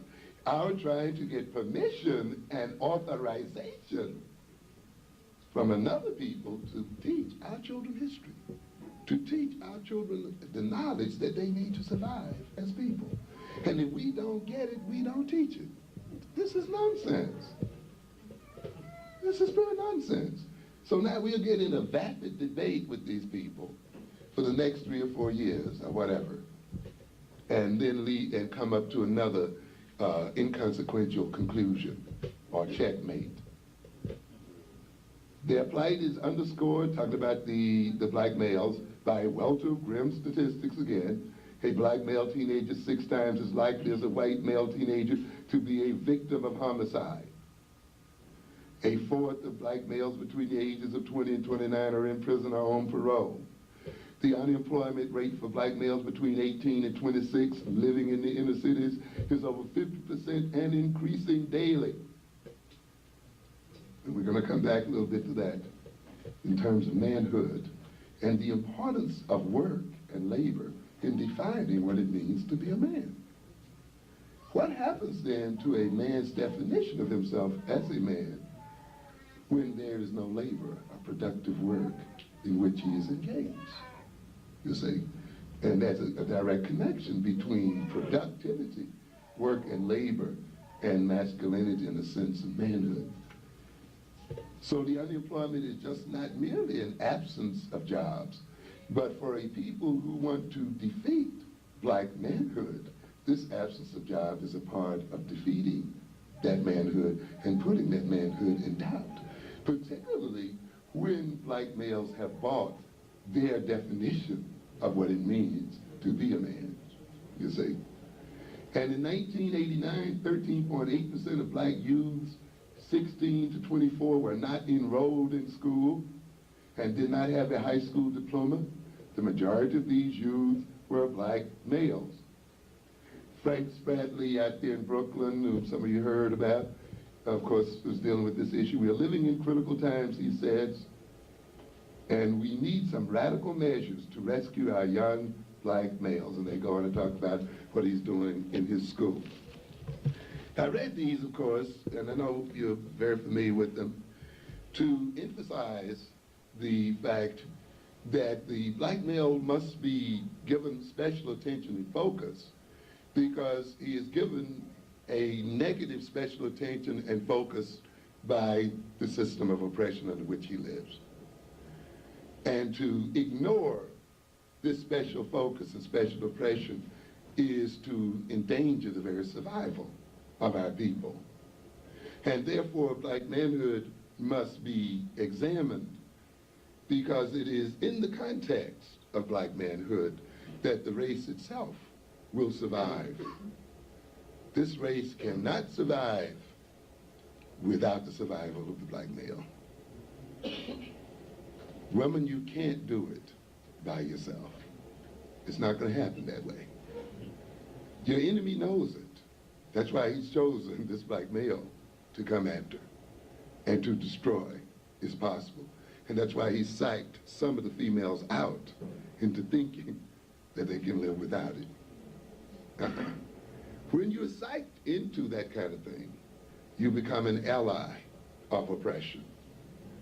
And this is in part what Ali is trying to get at. How does the black woman, in accepting uncritically the values and orientations of an oppressive system, in effect then becomes a part of the problem of the black male and not a part of the solution to the problem as such. And that has to be looked at. I know it gets at your feminine ego, but you got to deal with it because it's not about your ego. It's about the survival of a group. And we have to put all of our egos behind us, male and female, when it comes to the survival of the group. And we got to get out of defensive postures and all this kind of stuff because, you know, how it hurts our pride is not the point. But how do we survive as a people? So what do we have here? To a good extent, a good deal of the material I'll be talking about is from this book, Manhood in the Making. So if you want to check some of it out, Manhood in the Making by David Gilmour, Cultural Concepts of Masculinity. And some good pieces on African manhood culture and what that is about. And I think we should read some of this material. I tell my psychology majors that your education in psychology is not complete without a working knowledge of anthropology. We underestimate the wisdom of our ancient cultures and the wisdom of our so-called primitive cultures severely. Just because a philosophy or ideology occurs later in time does not mean that philosophy or ideology is an advance over older ones.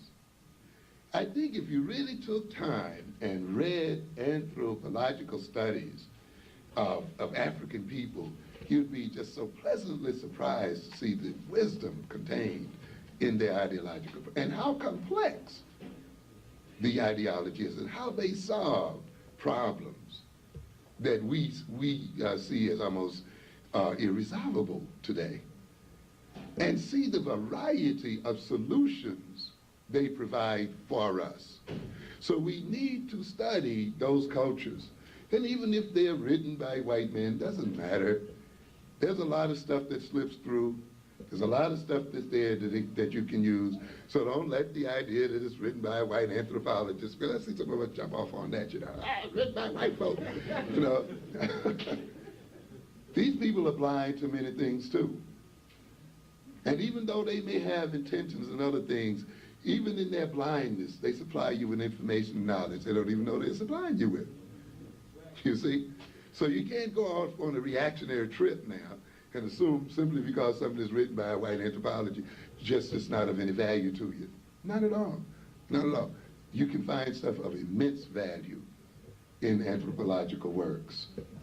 They may have used it to embarrass us or do things like that, but it doesn't mean that the material itself cannot be used to uplift at the same time.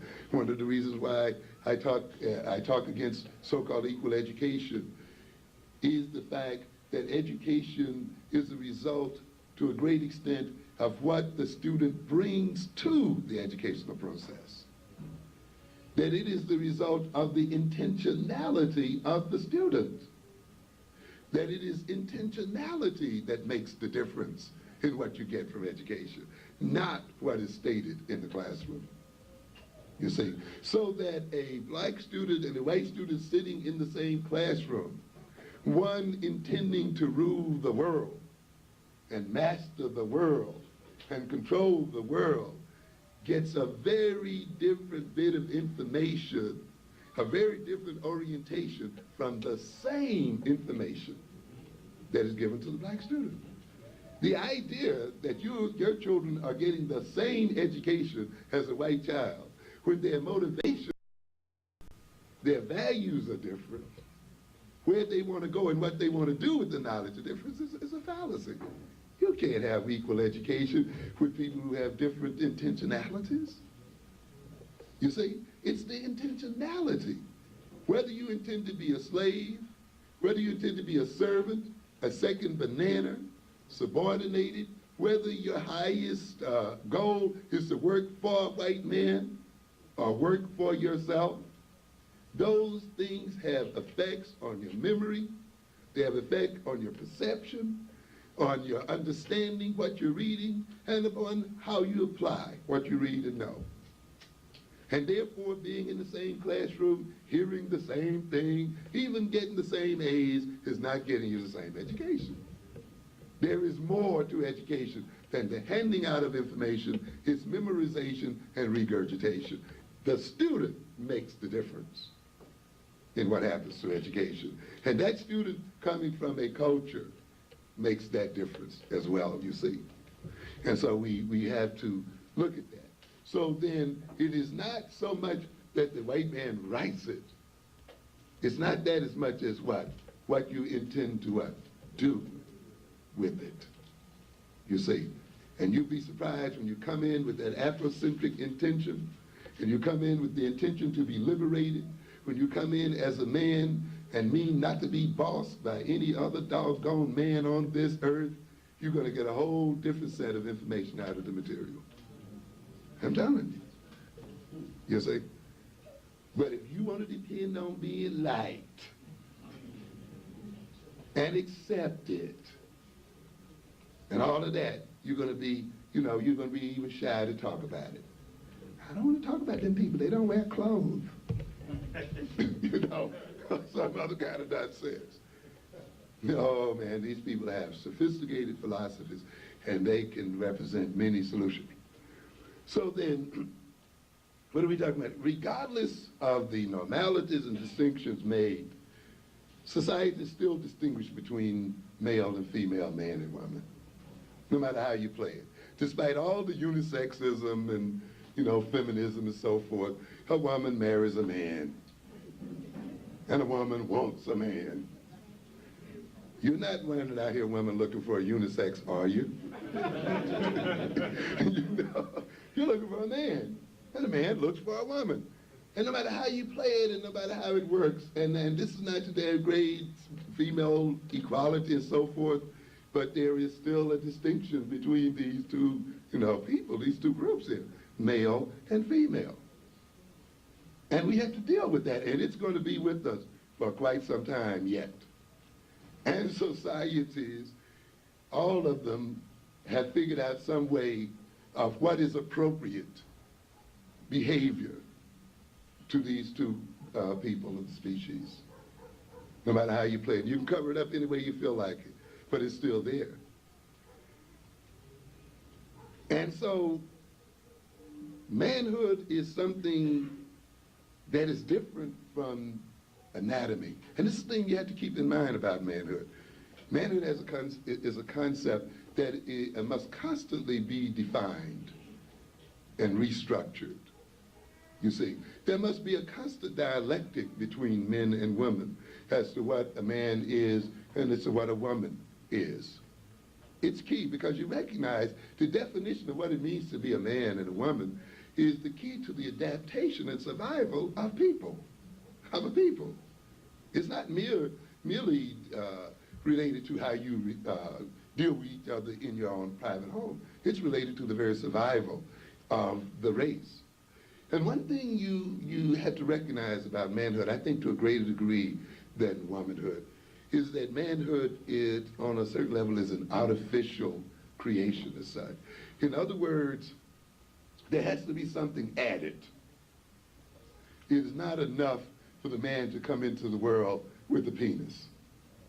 We don't just simply call a man simply because he has a penis and say, well, you know, he's a male, therefore he's a man.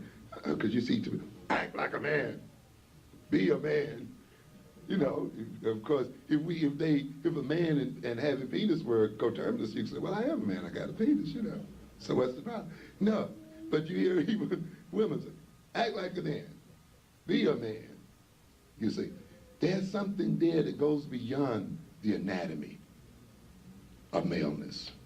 There's something to be added on to. In fact, it becomes interesting when you look at the embryology of the human being, you know, and look within the first 7 weeks of fetal development and recognize that in the human fetus, there are both organ systems present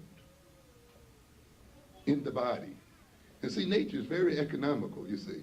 In a way, it has only one body.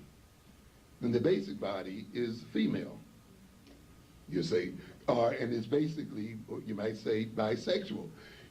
And so it doesn't waste its time making two separate bodies. It takes one and decides to go one way with it or go the other way with it. So you get a body that comes in that has both sets of glands in it.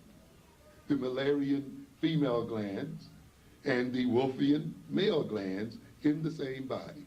And it will be the presence of the male gonad, if it's to be a genetic male, that's going to determine in which direction that body is going to go in terms of its internal development.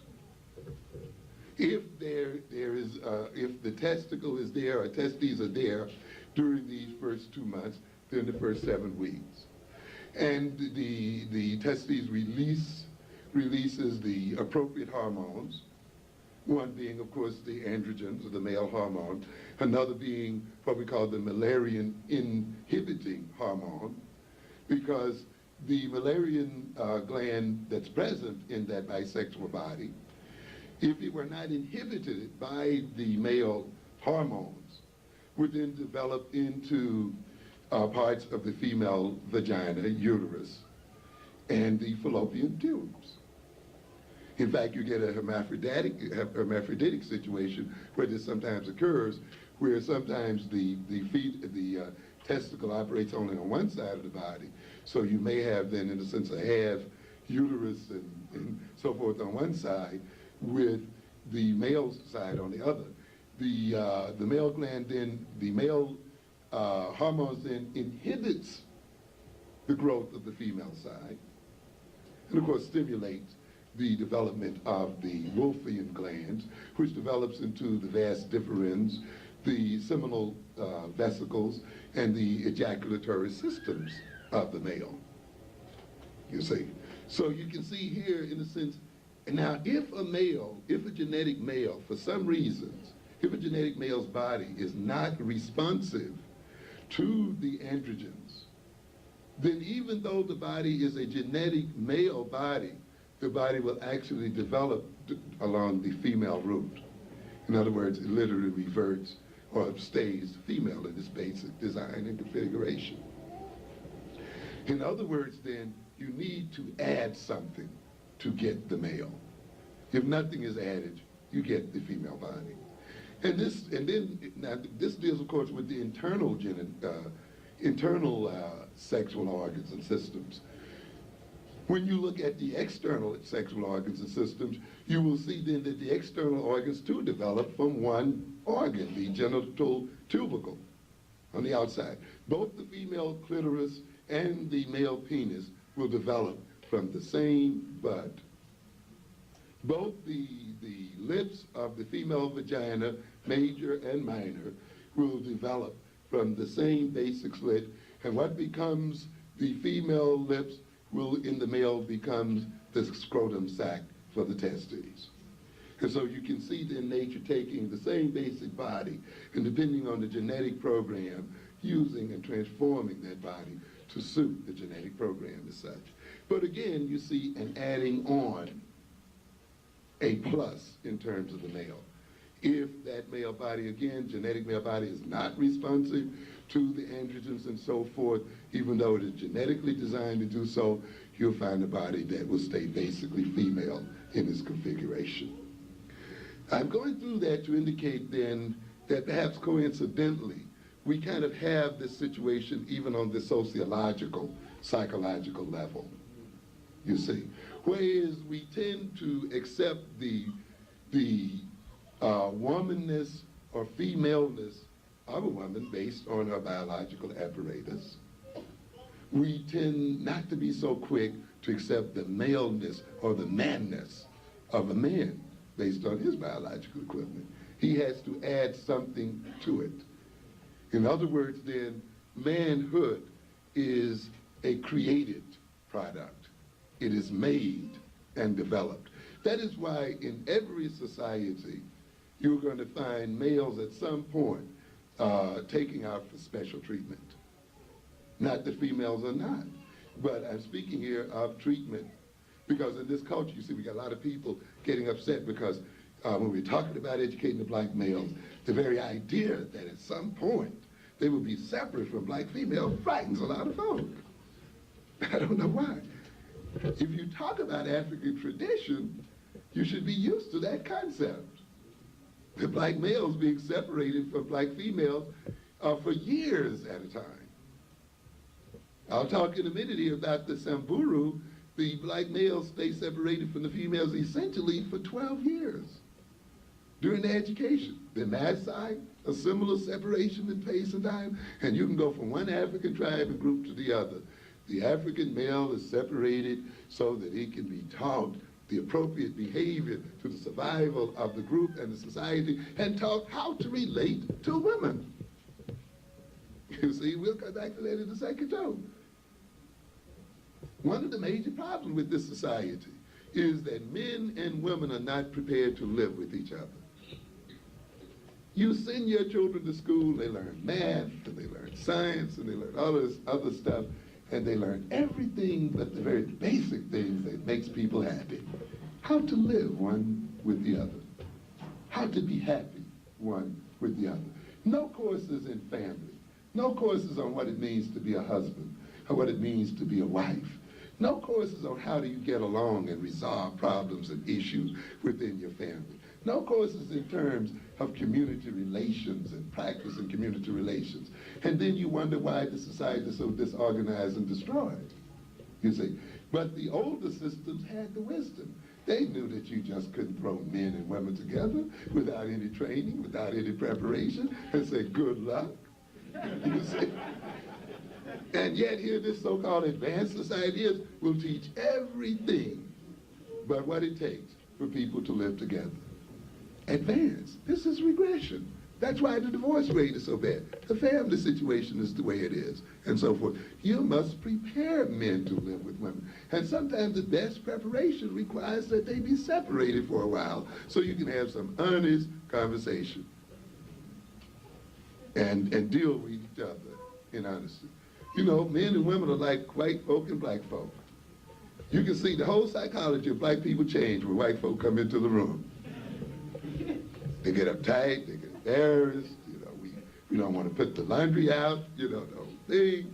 We want to look the best. You know, I was looking at this, speaking of Shahrazad Ali show there, this woman stood up, this black woman, during the show and said, you know, something like, black folk, y'all act nice. Now remember, white America is watching. You know, let's be on our best behavior, you know. So we can't have an honest discussion or, you know, deep discussion because white folk are watching. And this often happens, of course, when you have men around women at certain points. You know, we gotta maintain our masculine ego. You know, we gotta, so it's difficult often for us to be honest and relate to each other honestly and deal with some issues because we are defensive about our image in front of women, as we need be, and vice versa. So in order to engage in the education of the male, there are times when males need to be together and deal with each other straightforwardly. And men do the best job of making men. Yes, and this has to be dealt with. Just as women do the best one with making women, ladies and gentlemen. And at some point, the boy is made into a man by men. And we have to bring that back into our equation if we are to survive as people. So manhood is not a given. It must be developed. And the development of the manhood ideal is not just a chauvinistic idea. The development of the manhood ideal has to be imposed on men. And men have to conform to that ideal whether they like it or not. Yeah, that's a part of it. You see, I mentioned here, I think a couple of lectures back, when I say, we talk about man being warlike. A lot of people say, man is aggressive, he's warlike, and so forth. And we have to remind you that most men are not naturally warlike. You see, you have to draft them into the army. Yeah, you have to make them go to war. They just don't run to the army. If they ran to the army, you wouldn't have to draft them. Most men under combat don't even fight. Many soldiers under combat don't even fire. They have special officers who hang in the back to run the men back up to the lines. Yeah, contrary to all your myths and all this other stuff, because we like to create that all of us are brave. All of us are ready to give our lives. Come on. Doesn't happen that way. You see, some of the old-time armies, literally the men were beaten into battle. Yeah. In other words, a good officer knows that you have got to be more frightened of him than you are of the enemy. That's right, because if you weren't, you run over him and run back in the back when the time got on. Yes.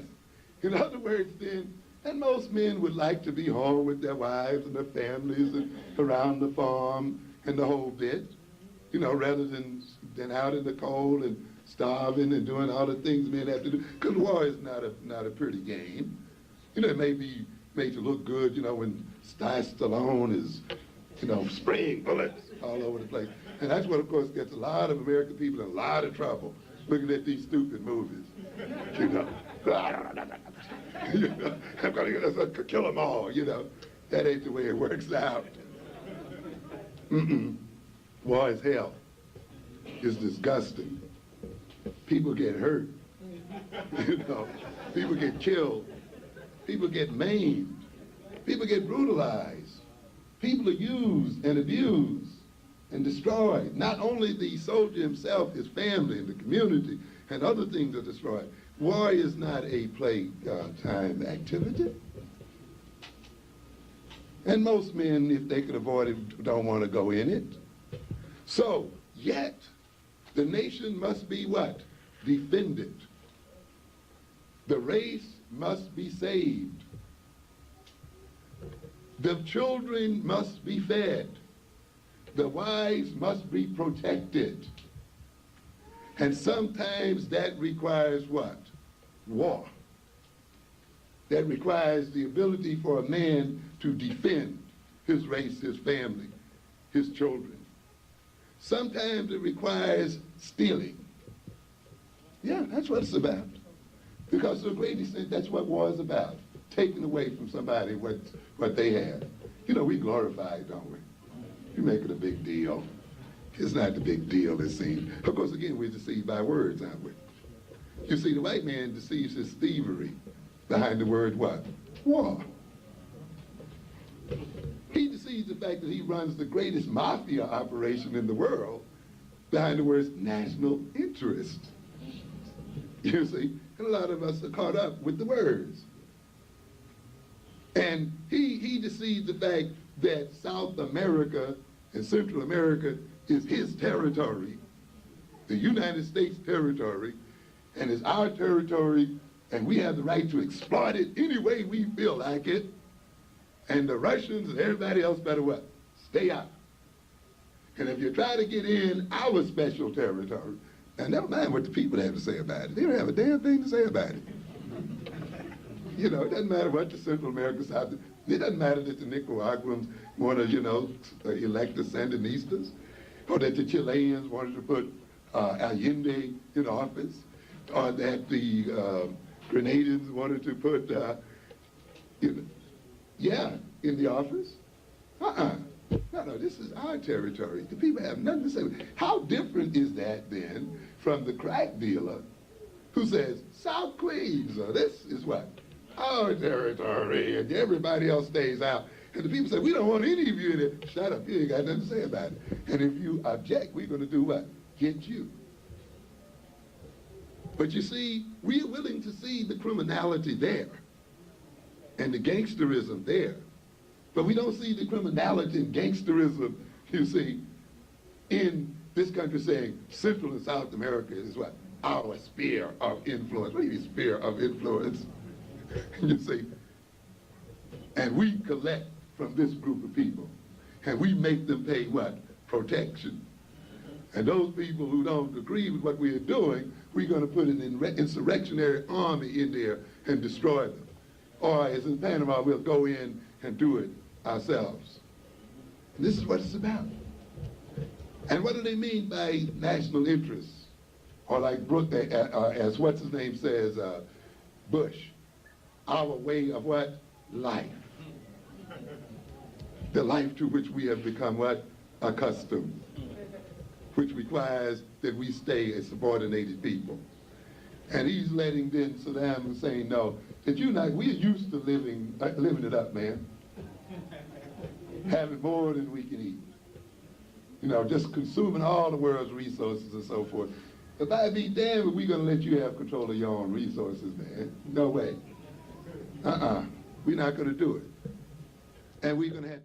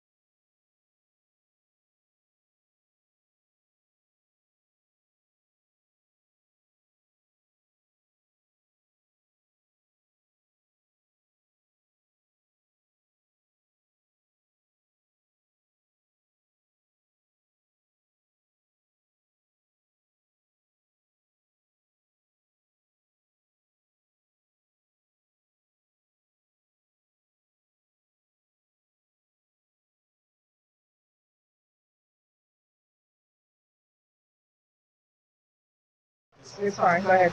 Go ahead.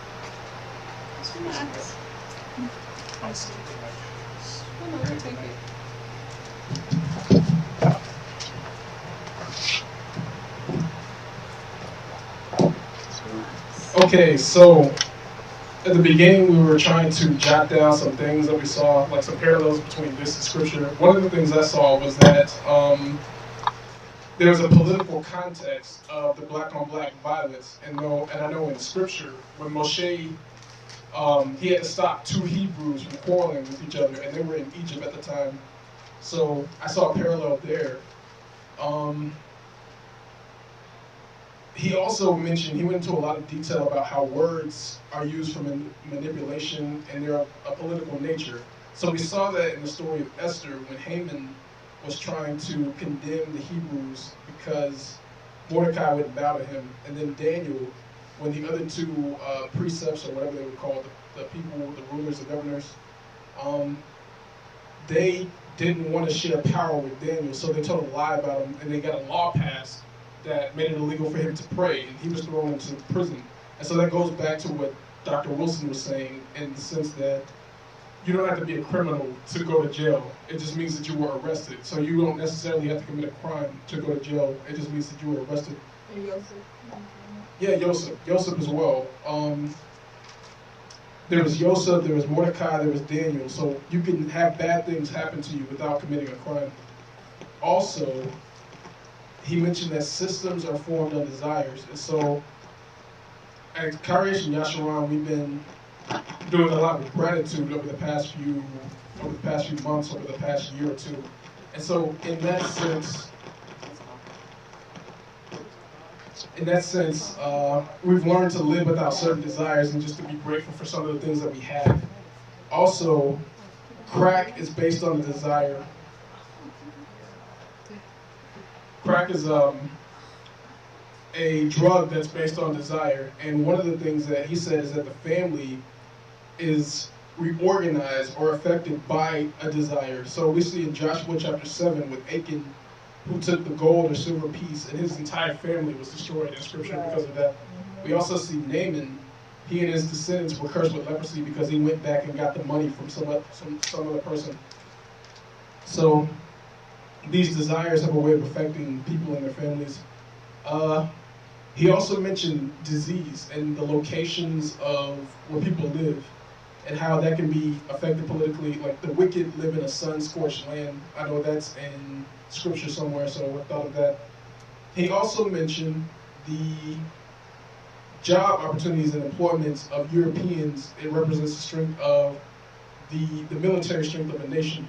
So when Sputnik went up, there was this national defense loan program launched, and that was in defense against, I guess it was military defense. I don't know too much about that, but based on that, it made me think of when the Philistines had to rally against the Hebrews when the Ark of the Covenant was seen in the Hebrew camp, and this is the beginning of 1 Samuel.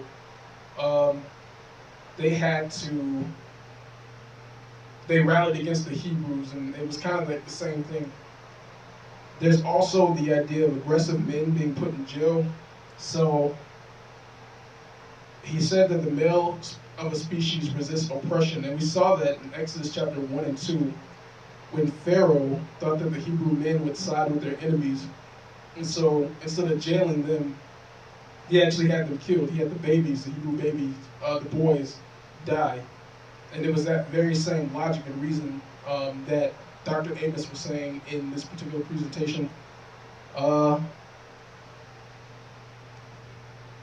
He said something about honorary white men, and that was similar to the words of Mordecai to Esther when he was telling her that even if you don't help your people by doing this, you're not going to live very long. Like we're going to be okay, but you and your household will perish even if you don't try to help us.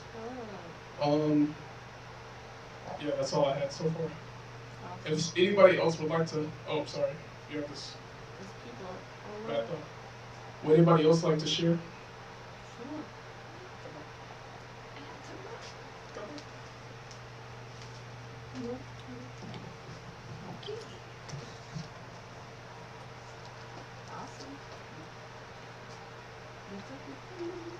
Oh, yes. Okay.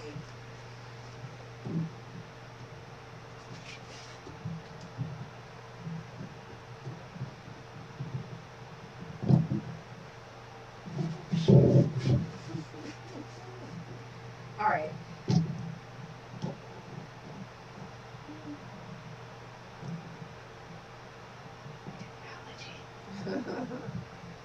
Okay. All right. He started off by saying, or the first note that I took was that laws are the contributors to criminality, and I thought that was interesting because we know that Torah translated, the word Torah, Hebrew, translated to English means law, right?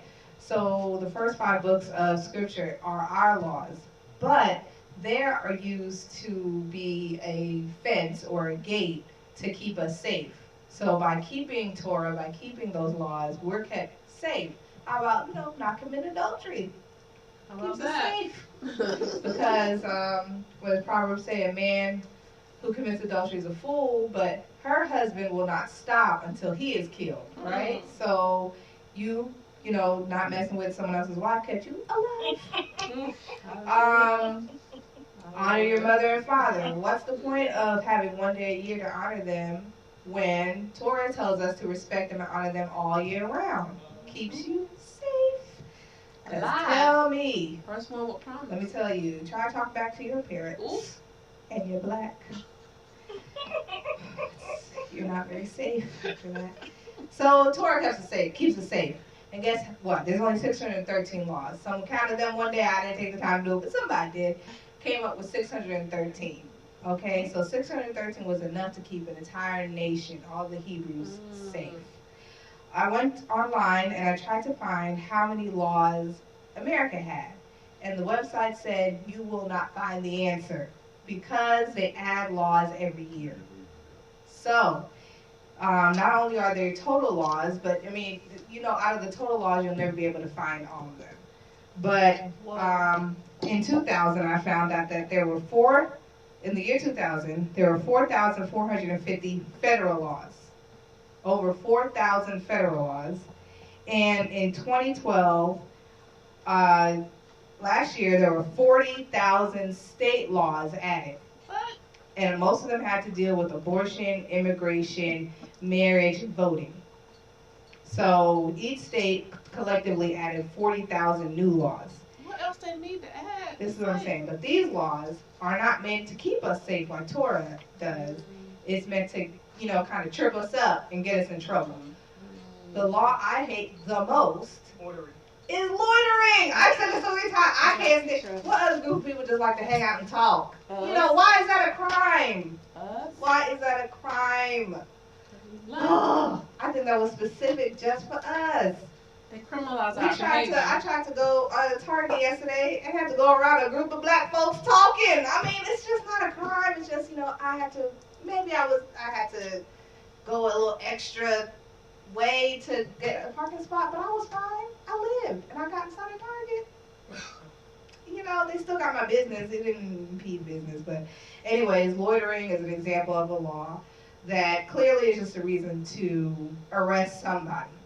4 or 5 black people get together that makes people uncomfortable, a reason to arrest.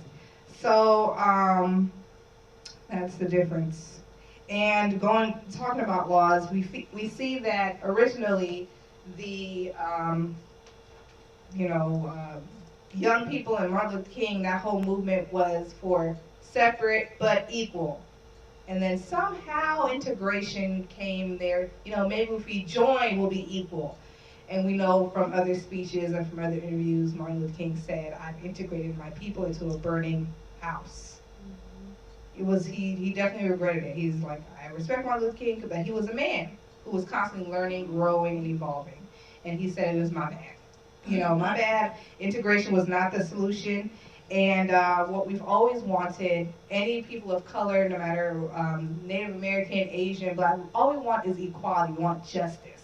We're not saying other people are bad. We just want equality. We want to be treated fairly.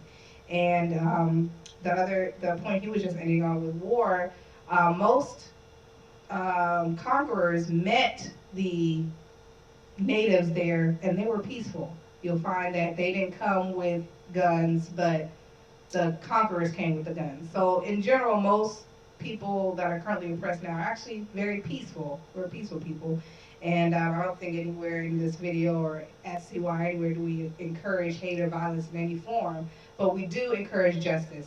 And that's what Messiah is coming back to, establish a just kingdom. The one thing that this world has been without is equality for every human being, every nationality. What we really wanted was justice and equality, not integration. Integration definitely didn't solve anything.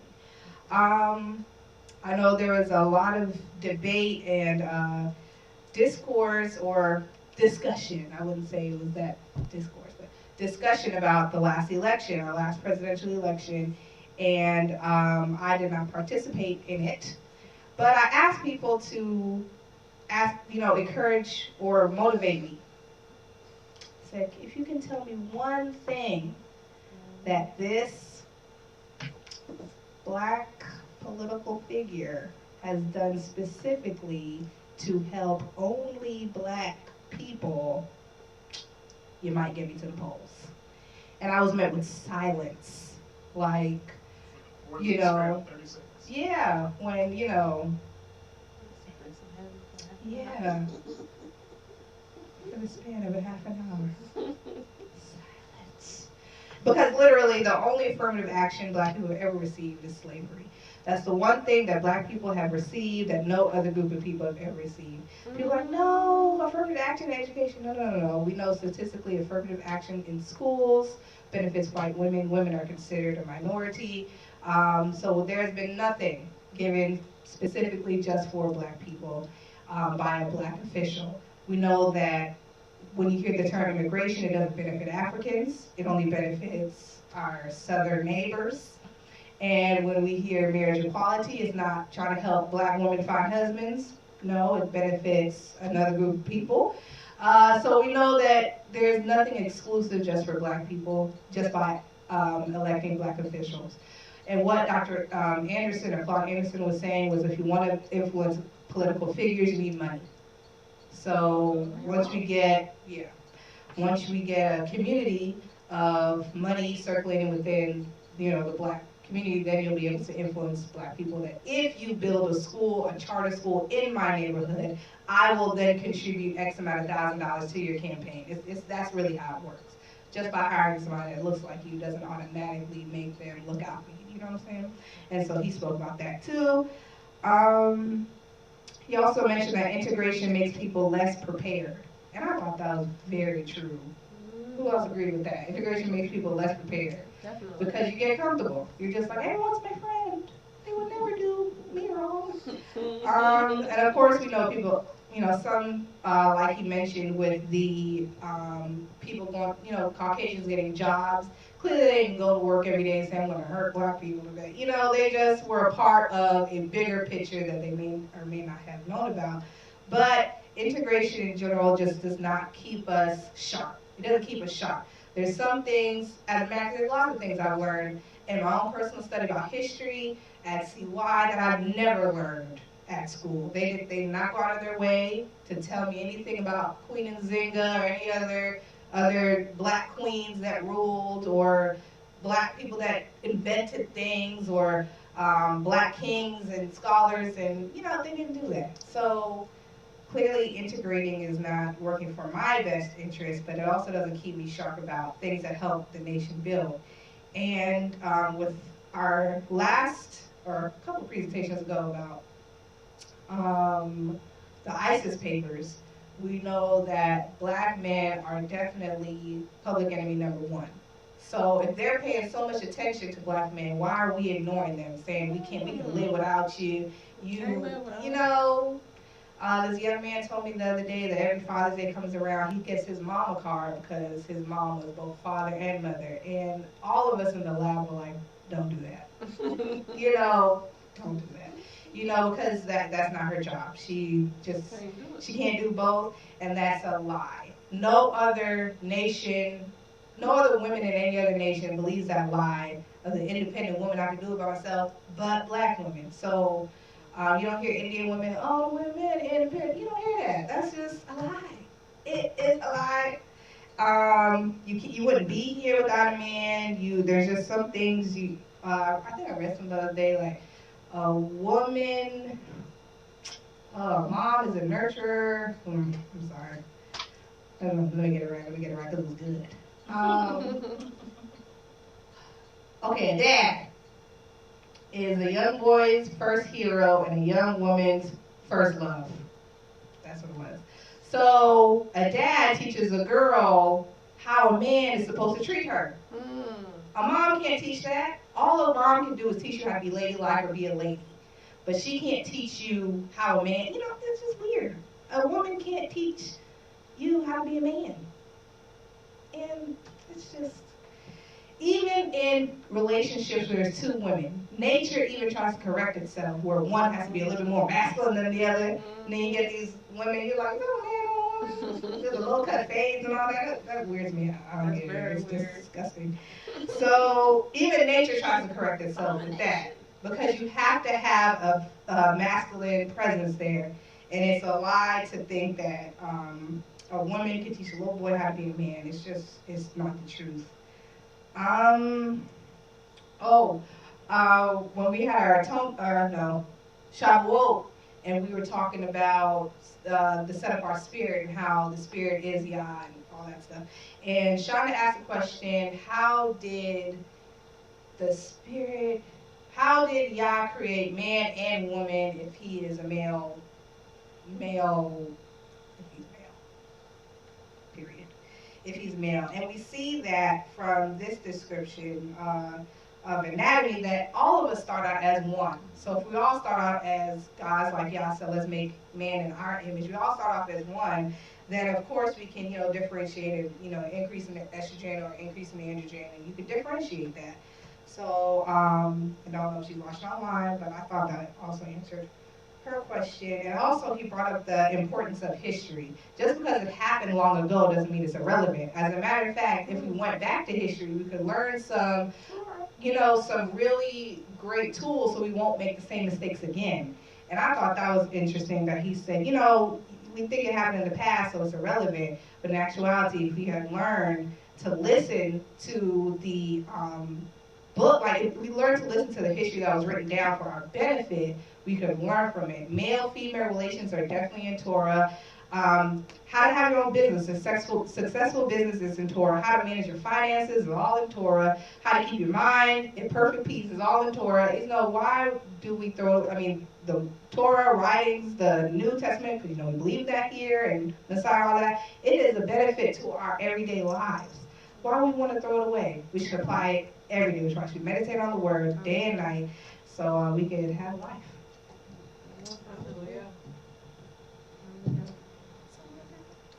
That's it. That's enough.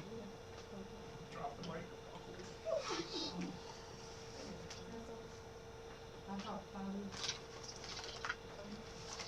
Give everybody a chance. That's okay. Just trying to cut it. I got a picture. Y'all can't see it though. It says zone 7 p.m. to 4 a.m. Maximum fine $500. Illegal to pass control point more than twice within a 2-hour period. That's a law? Yes, and this is right here in Georgia. Huh? It's a what law? It's in Buckhead. No. I was on my way to Grant Park, business meeting, Lana Street, right near downtown, like Moreland, that area. Oh, east of that. Yeah. You can't pass a point more than twice? Yeah. Within 2 hours. Within a 2-hour period. So who's watching you as you maximum fine $500? Illegal to pass. So what if you was lost, like some of us who are direction challenged, and your GPS said, so between that time frame, it's illegal, but after that time frame, it's not illegal. Yeah. Okay, then. Okay, so what I'm gonna say, skills. I'm gonna say something real quick so we can talk to you. And whoever else wanna talk. Skills. Learning more skills is gonna help us. More knowledge doesn't help us if we don't have a community in order to build that up. I think Dr. Anderson said that as well. So the biggest lesson I got was Torah. When Yah brought the children of Yahshuruwn out of Egypt, out of the house of bondage, into the wilderness, he was developing the nation. He gave them the laws, he gave them the instructions, statutes, judgments. He separated them from everyone else, and this is what they were supposed to do. They were a nation, and they had something to support that nation. We don't have that. That's the problem. So we get a lot of, flack when we try to keep Torah, and everybody looking at us crazy. Oh, no, that's away with. But no, you can't murder nobody. It doesn't make sense. They don't want to keep the Shabbat because it's not convenient. They want to keep the feast days because it's not. Oh, but I'm going to celebrate Grandma. Because it's family time. It's family time. We get together. Let's get together and have fun. You should still give your tithes. Yeah. All that. Time was a system and it wasn't money. And so, but we're not willing to see these things. So, because of our lack of, if my people will humble themselves and pray, he said what? Turn from their evil ways and seek Yah's face. We got to. There's no other answer. So, I like what he was talking about, the Katrina covered it, anti-covered it. the statistics, the not being able to read. I see this at the counseling center where we have a group of men who were court ordered to be there because of domestic violence, and the reading level is not even high school. And if you don't read, you cannot go forward. You can't decode the system.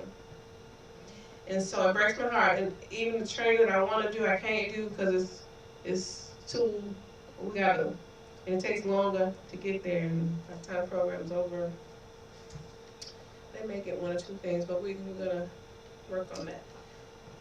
What's a man? And I think we need to define that because so many women think they're men. And we haven't defined what a man was.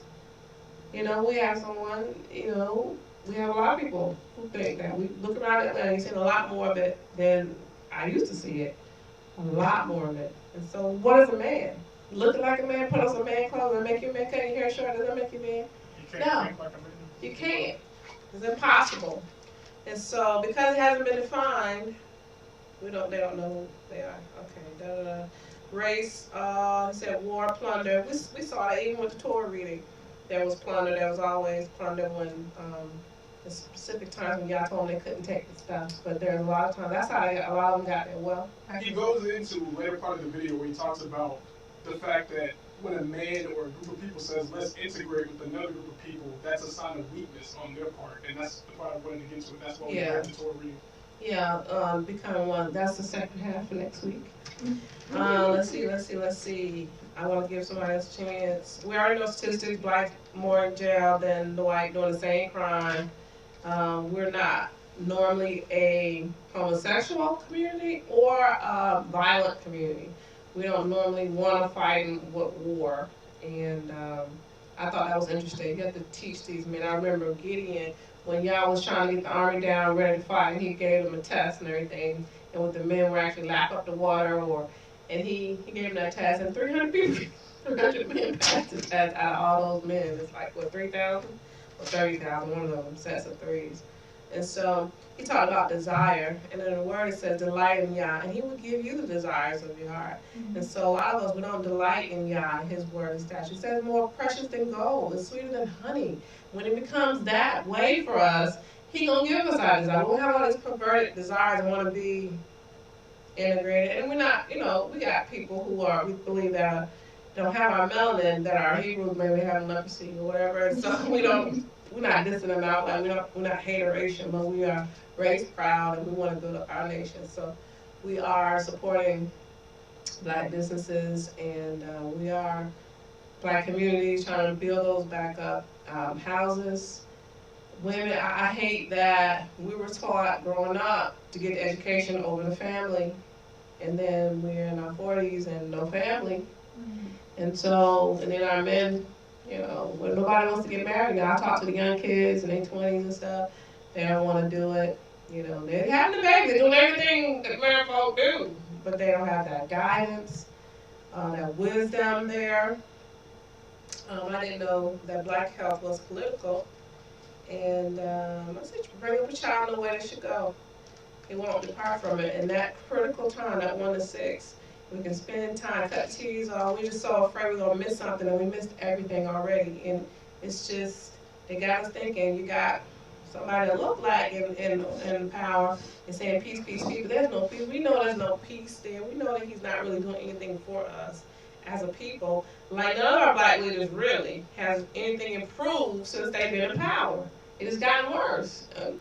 And so I thought that was interesting. So everything that's coming to light, we know it's not our land. We know we're waiting for that right. And you read all through the Bible, Torah, and everything. Messiah come back righteous, say judge. It's like justice, the whole thing. We know who have been the most people who have not received justice in this land. He's talking to us. And so I'm gonna stop there because that's time. My time is up. We got more people. Go right ahead. Okay, go ahead. Keep going. In-house, and ex-house, out-house. Okay, so Miriam says, other than being drafted, most men are being lured into going to war because of the GI Bill. That is not always honored by the time they get out. It's optional for the government to give you funding to go to school. Fine print. She also liked the fact that the speaker said language exists so that the historical accumulated experience of the people can be passed on from one generation to another generation.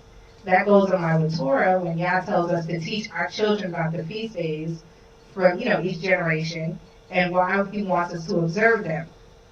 Praise Yah for men in the congregation and in our families, so that if a woman is widowed or divorced, these men usually step up to the plate and help to train the young boys. And the same goes for the females as well. And Chanel said she thought it was great when he mentioned that it's their individual efforts are collectively helping them. We need to get our individual efforts to help us overall. And that was Chanel's comment.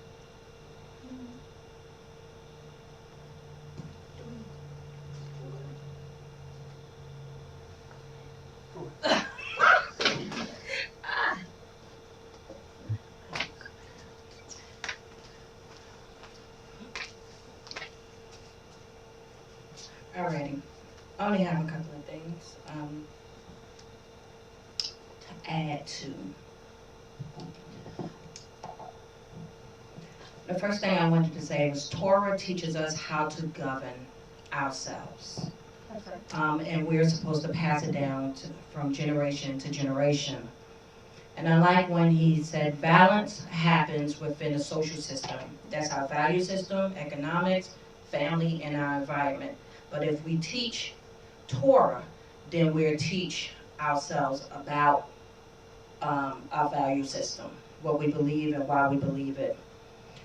I like when he said we have to redefine or define education, because the person who defines it is the person who rules, and that's the structure that's going to be taught. But if we will define it according to the value systems that we have, according to Torah, then our communities will see a change that we're so looking for every day. It's up to us to change our communities. He said that we tend to seek the approval of other people on what we can and cannot teach our children. Once again, it's our responsibility to teach what we know that our children should know. Deuteronomy teaches us that we're supposed to pass down what we know from generation to generation to generation. So while Dr. Anderson says that it sounds like we're being redundant about what we heard in the 60s, that's because we've yet to really make an impact about teaching Torah and teaching what we know to the next generation. When I was sitting back there, I just kept thinking, education, education, education. It's just about teaching the next generation what we're supposed to know. And defining who we are for ourselves according to who we know we are, and not allowing another nationality or culture define who we are. And we have to take more of a stand for that. Dr. Anderson says that we tend to get a little tight when white people or Caucasian people come into the room. And once again, that's because we lack the somewhat, not everyone, self-esteem that we are who we are. And so we kind of have this society's way of bowing down to another culture instead of standing up for who we are. And I like when Shantae said that we're not against any other nationality. We're just proud of our race. We're proud of who we are. We're proud of what we've done, how we've contributed to this nation. And also Shantae had mentioned the president, and I was thinking, the president, the vice president, and officials, and all this political jargon that we have going on, I think we need to remember that they're upholding the Constitution, the law of this land. They're not our religious leaders, or they're not our leaders in Torah. They're not designed for that. And we see it, they're an institution. We see it all throughout the Bible, all throughout Torah, that there was kings set up for their own reasons to fulfill prophecy. But once again, if we want to see a change in our community, and we want to see the change in our lives, and we want to see a change in our people, then we have to support our people. We have to educate our people. We have to live according to the way that we know to live, with our heads up high. Not in a proud sense that we think we're bigger and better than everyone, because that's not why we do what we do. But in a sense that I know who I am, and you cannot change that. That's right. And I believe in education, and this year I'm putting in an application to start our own charter school. Hallelujah. Because we need to teach our own children. We need to teach them the truth of who we are. How dare we allow them to define who we are when we know the truth? So I no longer want to sit back and just talk about it. I want to surround myself with those who are doing something about it, so we can make a definite change in the lives of our people, and especially our young men. Thank you so much for this teaching. And one more thing I'm going to say, two things. We have to be in control of our own resources, and I am for that. We don't have to look for somebody to define how much we should get paid or how much our worth is. We create, and we make our own resources. And the last thing is, manhood has to be imposed on our young men. It's a learned behavior. So when we see our young men acting like their moms, 9 out of 10, they probably came from a single family home, and the father's presence is not there, or a male's presence is not there. And it is a learned behavior. So we have to be more conscious on education and educating our children and adults alike. That's all. Hallelujah. I just want to reiterate or something. Can't say the other word because Katrina will smack me. But, well, you know, we do have responsibility though when we get to those places of, I gotta go up there. See? Something ain't right every time. I'm not trying to be like this. Every time. It can't just be, can I just say that and sit down? It's already on. Okay. Even though the government not set up for us, in Torah that was our government, that was our constitution. And when there was a wicked king, wicked means lawlessness, breaking Torah. And when they were wicked, the people were wicked. And so when we know what we know, like Daniel and all those guys, they didn't compromise. The Hebrew boys, they didn't compromise. And when they were in those political positions, they still served Yah. So even though we're here, we still represent. When we're in our captivity, we still represent Yah. We have a responsibility to our people to look out for our people no matter where we are. And we are getting into these places. He's putting us there for a reason.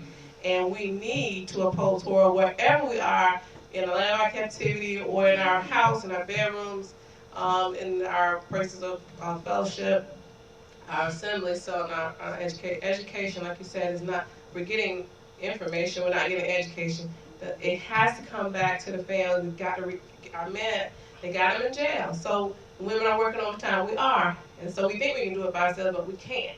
It's a lie. It's a lie from the pit of hell, as one of my friends said. And keep each other on point too. Yeah, we got to keep each other on point. Support, love one another. So we do. And because he's not, and I picked him out because he's really not us in the sense of on the boat, on the ship, come across. But, you know, Michelle is. And so she could be an Esther, we don't know. But we're just saying. We have a responsibility, so we get, and I'm excited about the charter school. I got a couple subjects I want to teach. Okay, see, bye. Got a math teacher right there. Science teacher. Science teacher right there. Video, technology, IT right there. Do we have any final comments? Anything you'd like to share? I just want to say that I've enjoyed myself a lot. I really have. It's truly been a blessing for y'all to be here, fellowship. I didn't say too much, today. Okay. I just want to kind of sit back and listen. But I am sure that I will be back and will take a more active role. So thank you. Hallelujah. So let's all pray, and we will close out. Yeah, thank you for your set apart spirit. Thank you for your holy Shabbat. Thank you for allowing us to come together and sharing your word with us in non-traditional ways, such as through this lecture. We ask that you continue to be with us and to continue to love us and impart your wisdom in us and continue the purpose that you have for our lives. All these things we ask in your son's name. Hallelujah. Hallelujah.